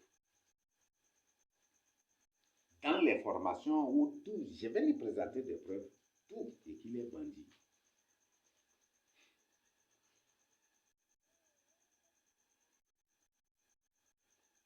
Voilà, c'est ce qui se passe là. Donc, la grâce ne nous demande pas de vivre dans le péché, mais de nous sanctifier. De mener une vie en tant que des élus. De mener une vie en tant qu'élus. Parce que grâce, même faveur imméritée, faveur, ceci, toujours, c'est accordé à des gens qui sont élus. Préchoisis, ou même prédestinés. Et c'est comme ça. Et gracie, gradi signifie aussi, il nous a élus, il nous a choisis, il nous a choisis, il nous a élus, il nous a mis à part encore. Parce qu'on dit, nous pas gradi dunia, c'est ça, non? Dieu nous a choisis du monde pour nous mettre à part encore. Donc Dieu nous a choisis du monde pour ne pas du tout mener la vie du monde, mais plutôt la nouvelle vie dont il a prôné sur la terre. La nouvelle vie que lui-même il veut.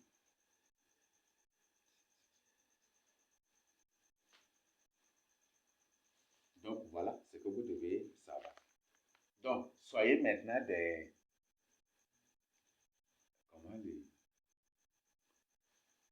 Soyez maintenant des élus de Dieu. Parce que grâce même suffit être élu.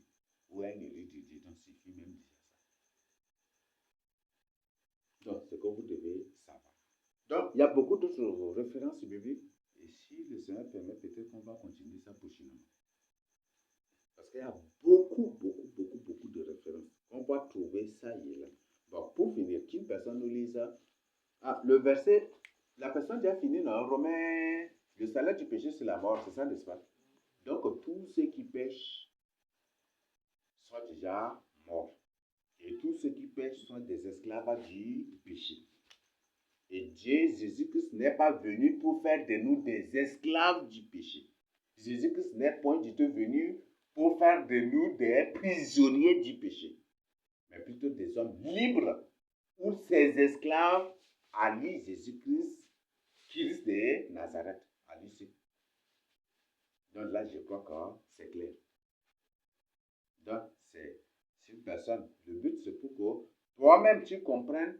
Et après avoir compris, il faut partager aussi avec les autres. Tu es sauvé pour sauver. Est-ce qu'on se comprend? Jésus-Christ nous a sauvés pour que par nous, ou à travers nous, il sauve les autres aussi. Et même la Bible dit, non? Ce que tu as entendu de moi, ce que tu as appris, transmets-les fidèlement aussi aux autres, c'est ça, non? Qui doivent aussi les transmettre fidèlement aux autres, ainsi de suite, c'est ça, non? Je crois que c'est dans 2 Timothée, non? 2 Timothée 2, combien comme ça? C'est 4 ou 5 mots, je déjà oublié. Là, la Bible est très claire déjà. C'est bon? Voilà. Qu'on dise qu'une personne nous lise Romains 3, 23 pour finir. Romains 3, 23.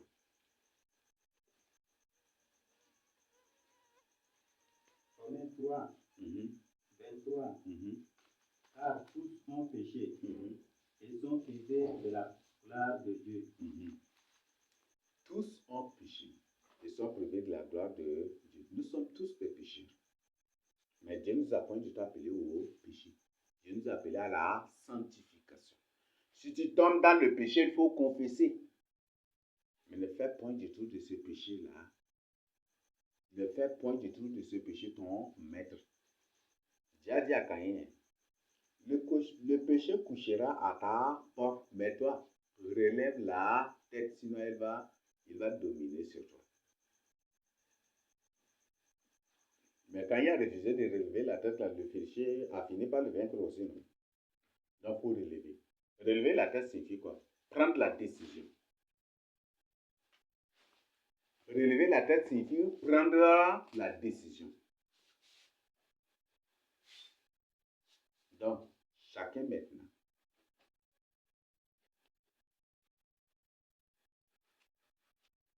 Donc, Jésus-Christ nous demande de l'accepter dans sa vie et de mettre en pratique sa parole. Ce qu'il a dit dans Jean 8, 51. Dans Jean 14, le verset 15, il dit, si vous m'aimez, gardez mes commandements. Et aucune personne qui n'aime Dieu n'entrera au ciel.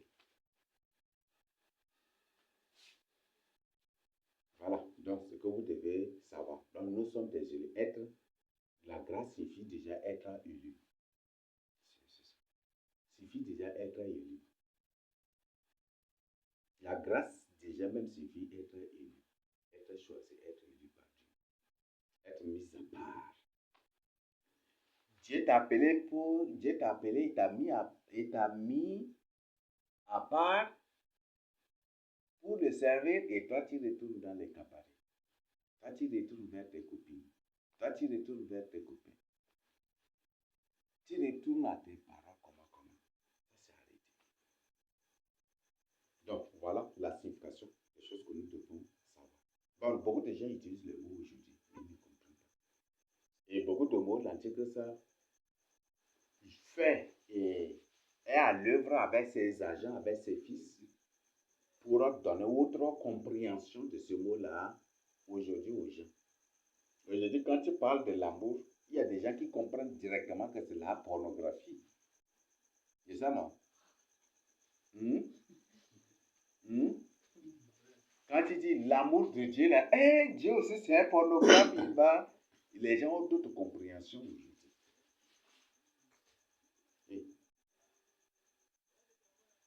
Par exemple, à un homme comme toi, tu dis je t'aime là, il dit est-ce que je suis un gay comme toi? Est-ce que je suis un homosexuel pour que tu m'aimes? Ça, tu peux même avoir des problèmes avec lui. C'est ça, non? Et si c'est à une sœur, par exemple, telle qu'elle est, tu dis hey, ma sœur Nisma, je t'aime, là. Ça se comprend, hein? C'est ça, non? Donc, l'article, c'est à l'œuvre et il a tout déformé. Il a créé la loi, il a créé l'antithèse de toute la thèse de Dieu déjà. Donc, ce qui fait que vous-même, là, faites attention avec certains mots que vous utilisez. Parce que ça peut scandaliser, ça peut devenir un scandale. Oui, ça peut devenir un scandale. Donc, ce que je tiens à partager vraiment avec vous. Si le Seigneur le permet, on verra, après on étudiera. Si c'est bon qu'un enfant de Dieu dise ma relation avec Dieu, ma relation avec Dieu, est-ce que c'est un terme à employer par un enfant de Dieu? Parce que beaucoup de gens parlent de relation.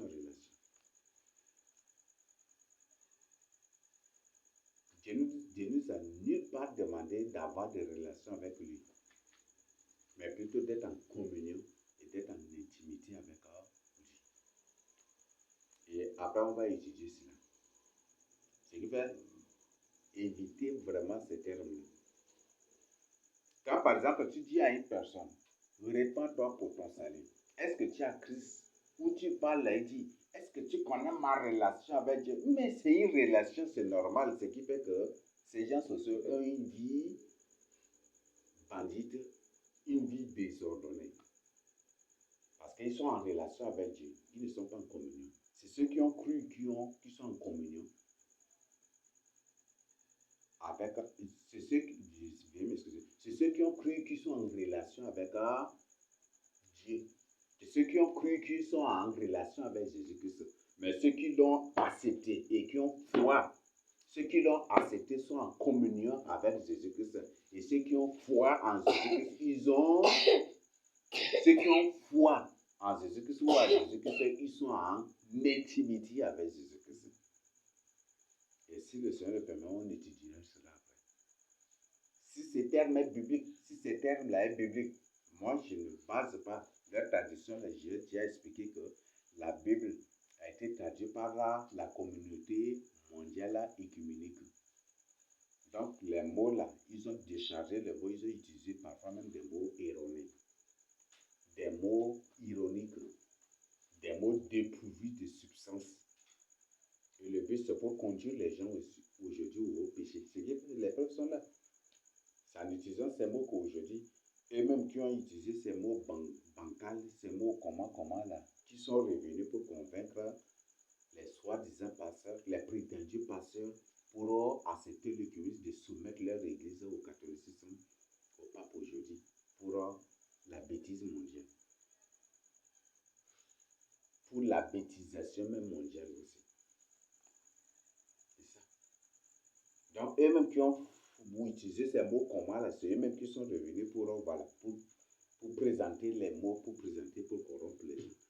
Mais, ce qui fait, vous savez, ayez l'esprit de discernement.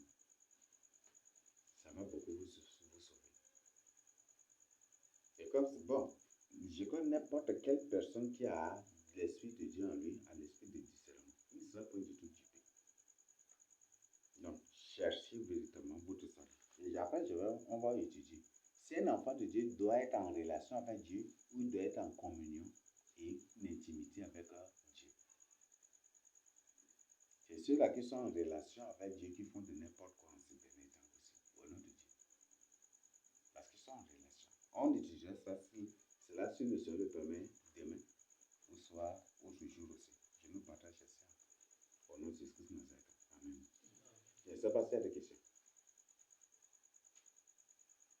Par rapport à ce qu'on vient de voir, s'il y a des questions, vous les posez aussi.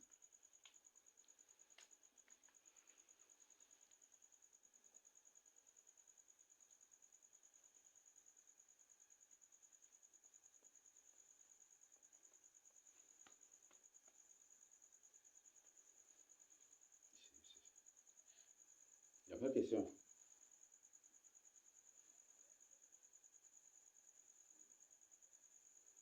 Ok, s'il n'y a pas de questions, les musiques sont en train de déranger là. On va s'arrêter. Voilà ce que nous devons savoir. Il faut que chacun accepte Jésus-Christ dans sa vie. Il faut que chacun accepte Jésus-Christ avec sa vie, avec la vie de Jésus-Christ dans sa vie. Donc, je crois que c'est ça qui va nous sauver. Ce n'est pas croire qu'il va sauver, mais c'est accepter qu'il va sauver. Et accepter produit la foi. Parce que ceux qui ont accepté déjà, ils ont la foi. Mais ceux qui ont cru n'ont pas la foi. Non, ne croyez pas. Faites vraiment attention. Croire, c'est autre chose. Croire et foi, c'est autre chose. Beaucoup de gens confondent croire et foi. Beaucoup de gens confondent croyance avec la foi. C'est deux mots différents. Ne confondez pas cela. La foi, c'est autre chose carrément. Comme eux-mêmes le disent, si au terme élémentaire, comme ils disent, avoir foi, c'est avoir confiance. C'est avoir confiance en Dieu. Avoir confiance en Jésus-Christ. Placer sa confiance en Dieu. En Jésus-Christ Nazareth. C'est ça la foi. Et c'est seul celui qui a accepté Jésus-Christ dans sa vie qui va faire cela. Mais celui qui a cru ne va jamais du tout faire cela. Par exemple, si là, tel qu'on est là, si une personne tombe malade, si c'est une personne qui a cru, tout simplement, la personne a cru tout simplement, il ne peut pas faire confiance à Jésus. Il ne va pas croire, il ne va pas accepter, il ne va pas placer sa confiance en Jésus-Christ pour être guéri. C'est ça, non? Il va la placer plutôt en les marabouts, en les voyants. C'est ça, non? Il y a des choses terrestres, peut-être en médecine, en la médecine, ou ceci, ou cela. Mais il faut que vous acceptez, vous ayez foi en Dieu, en Jésus-Christ de Nazareth. C'est ça qui va vous sauver. Mais croire, c'est rien. Une personne, tu peux croire et être neutre. Vraiment, toute croyance c'est de la neutralité. Oui. Beaucoup de gens qui croient sont neutres dans la plupart des cas. Donc, voilà. Donc, Dieu ne nous a point du tout appelé à croire, mais plutôt à l'accepter. Il faut accepter Jésus-Christ dans ta vie. Donc, c'est ça que nous devons savoir. Donc, accepter Jésus-Christ avec sa vie en nous. C'est à cela que Dieu nous appelle. Donc, si tu es là et que tu as cru, il faut revoir maintenant et puis prendre une décision pour ton salut. C'est à partir de là, nous demandons aux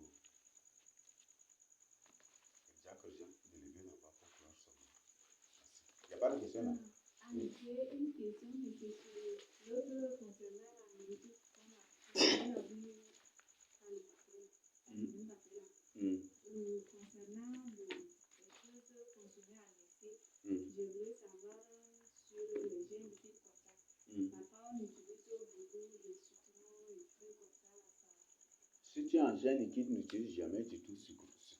Sinon, ça va te faire très mal. Utilise tamarin. Tamarin, là, tu connais, non? Voilà, utilise ça, mais n'utilise pas citron. Jus de citron, il ne faut pas utiliser. Si tu es en gène liquide, il ne faut même pas utiliser ça. Et aussi sur l'utilisation des oignons et l'ail. Ça, là, il faut abandonner carrément ou bien. Tu peux. Ça dépend de toi. Pour moi, c'est une information. Si tu es qu'un et que tu veux utiliser ça pour avoir beaucoup de forme, pour beaucoup manger, mais chasse bien que même si tu ailles ou oignon, tu utilises beaucoup, tu ne vas même pas grandir, tu ne vas même pas grasser aussi. Parce que eux-mêmes, ils ont dit, par exemple, il y a des condamnés à mort dans les prisons, à la maison d'arrêt. Pour les faire vite mourir, en 2 jours seulement pour les tuer, il suffit seulement de leur servir des noyaux à manger, sans autre nourriture. Et ces gens vont mourir seulement. J'ai fait expérience hier là, avec aïe là, voyons là. J'ai mangé même là, j'ai besoin de manger, finalement j'ai fait excès.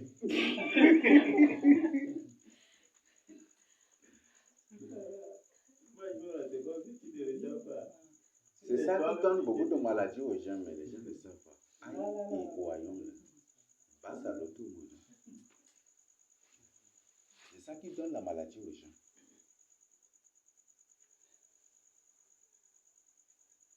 Donc, il y a que utiliser des basses à l'autre, il y a qui utiliser ben à vous qui te répondent mal. Parce que c'est un gars qui est bourré. Il bourré là, tu quand le bingo. Oh, utiliser mais un manalba ni à raïka de son du tout. Donc, c'est ça les conséquences.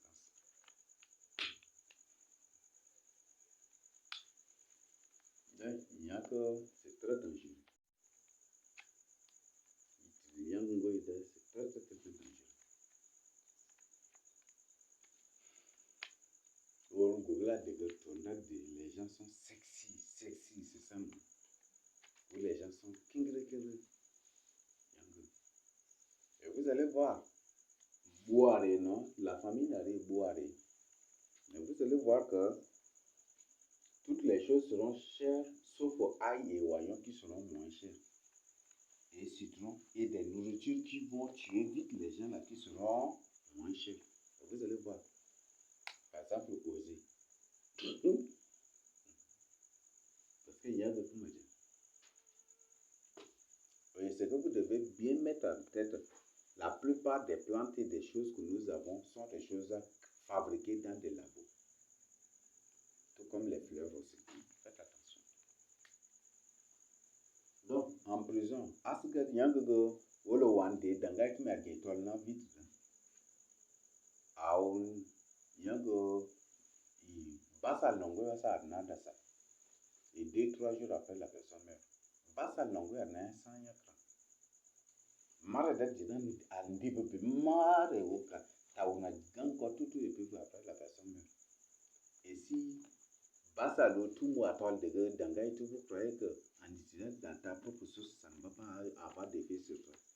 Au début de malgré dire magie mais continue par consommer ça. Même magie quoi non plus magie. Basa le que c'est pas royaume qui tue les prisonniers.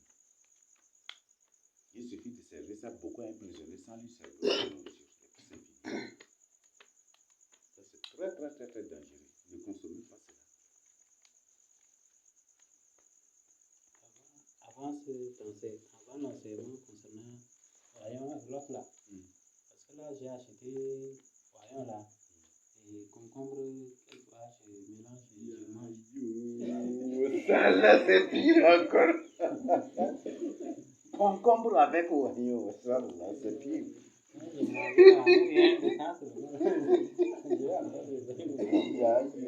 Ça là.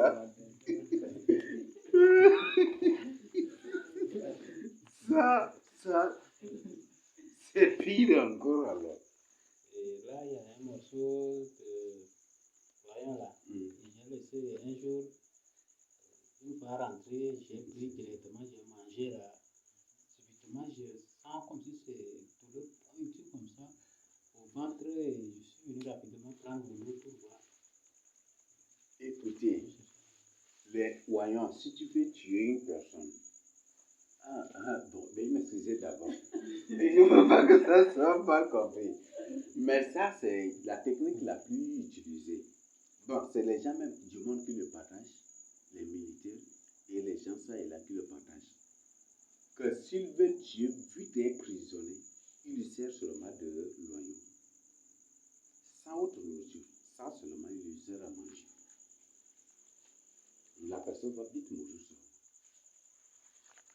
Et si ail et oignon tuent une personne affamée en rien du temps, toi qui utilises pour ta propre sauce, ça ne va pas avoir d'effet sur toi. Terrible et très dangereusement, très dangereux encore aussi. Mortellement, ça, c'est pas bon. Madame. Parce qu'il y a qui ça monte jusqu'au cerveau. C'est très dangereux pour le cerveau, pour la mémoire. Il y a qui ça monte jusqu'au cerveau. C'est pas bon. Et tu tiens là, il y a des gens qui ne mangent pas. Mais à la fin, la nuit, ils préparent salade et puis avec beaucoup de oignons pour manger.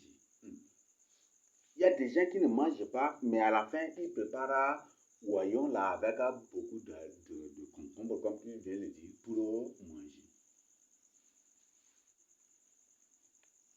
C'est très, très, très, très dangereux. Ça n'aide rien. Avec, c'est très dangereux. C'est pas n'utilisez pas cela. Parce que tu vas beaucoup manger, mais tu ne seras pas rassasié. Tu vas être rassasié, mais juste pour 1 heure, 2 heures. Et juste après, là, ça va être une faim terrible. Moi, je vous ai donné l'exemple, c'est expérimentable. Va, si tu as un poulet, égorge. C'est expérimentable. Hein? Et demain matin, tu égorges le poulet, tu prépares. Tu rôtis seulement ça. Et tu divises le poulet la net en 2 parties. Tu sers l'autre avec beaucoup d'oignons pour manger.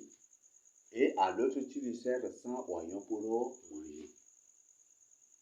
Et attends, qui va venir vite te demander après de quoi manger. Tu vas voir, entre les deux, tu vas voir. Et s'il ne revient pas demander à manger, qu'est-ce qui va lui arriver par la suite aussi? S'il ne trouve pas de manger, après, qu'est-ce qui va lui arriver par la suite? Ce qui fait que ceux qui grillent les viandes là, ils utilisent beaucoup d'oignons. Le but c'est pour avoir des clients. Dans les cafétérias, les gens utilisent beaucoup d'oignons. C'est pour avoir des clients. Margot, basa koro kopi no dia tol tout kadanjiru soupe kandi ou soupe dan ou nyanga kadanjiru nyanga la sasa là. Il s'attaque là dans à un 30 minutes tu as tellement faim qu'il revient encore pour manger. Et toi tu vas croire que c'est la faim naturelle ou c'est l'appétit de ça qui t'anime. Or c'est l'oignon là et ail là. Et quand tu reviens, ton truc là c'est délicieux, c'est bon. Tu manges, tu pars 1 heure, 2 heures ou 30 minutes, tu reviens, tu manges encore. Ton truc là c'est bon, c'est bien, tu repars. Et c'est son secret. Parce que s'il ne fait pas cela, il ne va pas avoir de clients. S'il ne fait pas cela, tu ne vas pas lui payer ça là répétitivement aussi pour avoir de l'argent. Donc tu ne vas pas payer ça là continuellement avec lui. Donc c'est son secret professionnel ou commercial. Donc faites attention. C'est très dangereux, ça donne la maladie. Donc n'utilisez pas cela. Et puis encore, tu es en jeûne. Et dès que tu casses le jeûne, tu te mets à manger aïe avec de nourriture. Tu n'auras pas, ça ne va pas t'aider. Non, et évitez vraiment cela. Et si tu es fort aussi, tu peux manger un moins. Bon, ce que vous devez savoir d'abord, par rapport à ça, ce n'est pas une imposition, mais pour moi, c'est donner l'information. Mais si par la suite, tu manges et que aïe ou oignon te donne la maladie, surtout ne m'appelle pas pour que je prie avec toi, parce que moi, j'étais déjà averti. Oui, là, il faut qu'on soit clair d'abord. Oui, parce que beaucoup de maladies pendant la saison pluvieuse, c'est suite à cela. Parce que pendant la saison pluvieuse, les gens ne boivent pas beaucoup d'eau. Et ils consomment beaucoup d'ail et beaucoup d'ail et beaucoup d'oignons. C'est ça qui leur donne beaucoup de maladies. Probablement des déshydratations. Ils n'ont pas d'eau dans le corps, ils n'ont pas du sang dans le corps, ils n'ont pas suite à ces choses-là. Parce que les gens ne boivent pas beaucoup d'eau. Et ils consomment beaucoup de ces choses-là. Et ce qui fait qu'ils se trouvent malades. Ils tombent malades. Donc, si tu manges beaucoup et que je te connais, et que tu tombes malade quelque part, même je vois, si je suis informé que tu es malade, et que même tu me fais, si je vois ton signe, même je ne vais pas t'appeler, parce que là, je vais éviter carrément. Parce que moi, mon travail, c'est d'avertir, d'informer, et non d'imposer. Donc, chacun est libre de continuer de consommer ou pas. Mais pour moi, je sens et je me réserve vraiment de ça. Je me réserve vraiment de ça. Je sais à quel moment je peux manger ça. Je sais à quel moment je n'utilise pas du tout aussi ça. Oui. Il n'y a pas de question. Même le fait d'écouter là, ça a des répercussions sur la vue. Sur la vue, oui.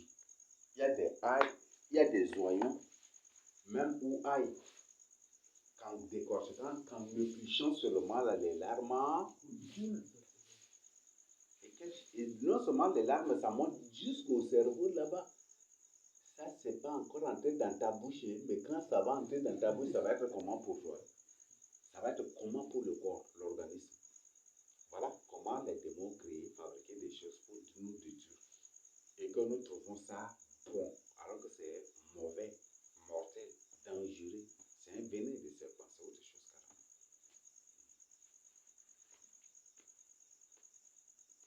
Il y a autre chose. Là, moi, je me prie au Seigneur de me pardonner aussi et au frère de me pardonner parce que quand on a vu ce sentiment, j'avais pris la décision d'abandonner ça carrément. Parce que moi, je vois aussi d'un autre côté que c'est aussi moins de dépenses. Là, ça prend aussi beaucoup d'argent, donc c'est moins de dépenses. Et là, j'avais pris cet engagement. Et après quoi, avec la question la compréhension aussi se dit que c'est excès d'abord. Et là, hier quand j'étais au marché, j'ai acheté encore, j'ai pris un peu pour préparer encore autre chose.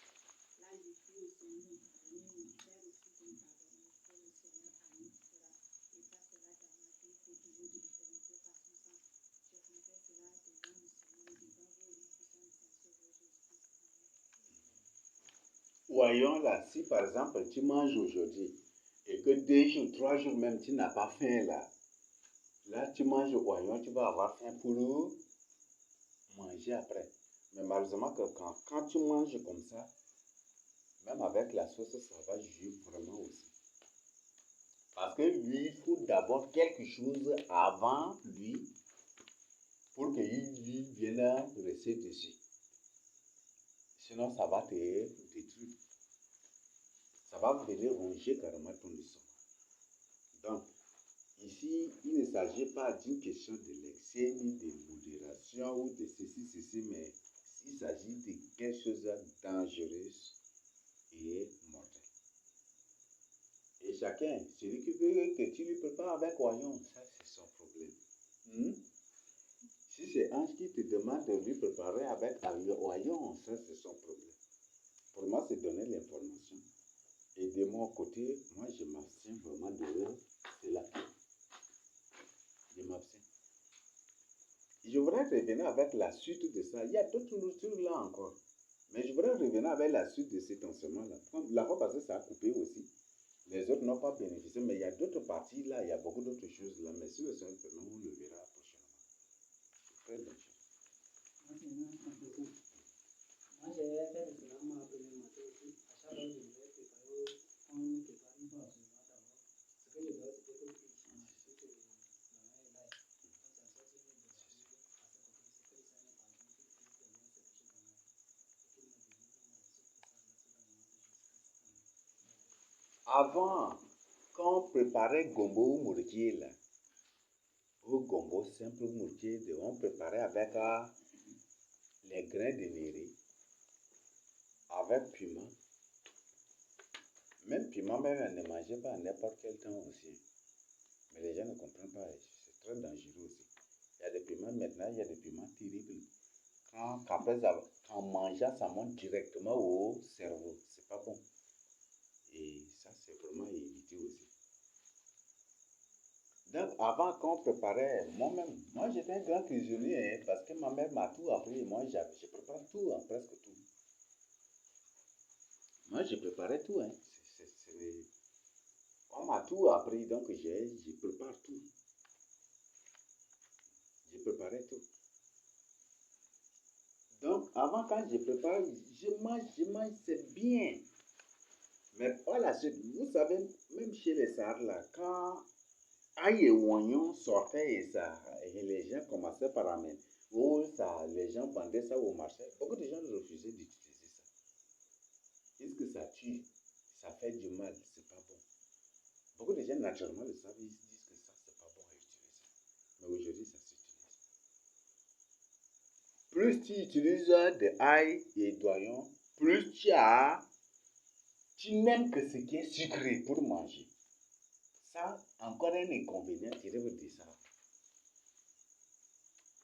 Tu n'aimes que ce qui est sucré, c'est ça seulement. Et plus tu as tendance à ces nourritures modernes, et plus tu vas vouloir toujours qu'il y a ail ou oignon dans ce que tu prépares. C'est pas bon. Et bien aujourd'hui, tu prépares la bouillie, là, ça sucre, tu donnes à une personne, là, la personne ne va pas manger, vrai ou faux?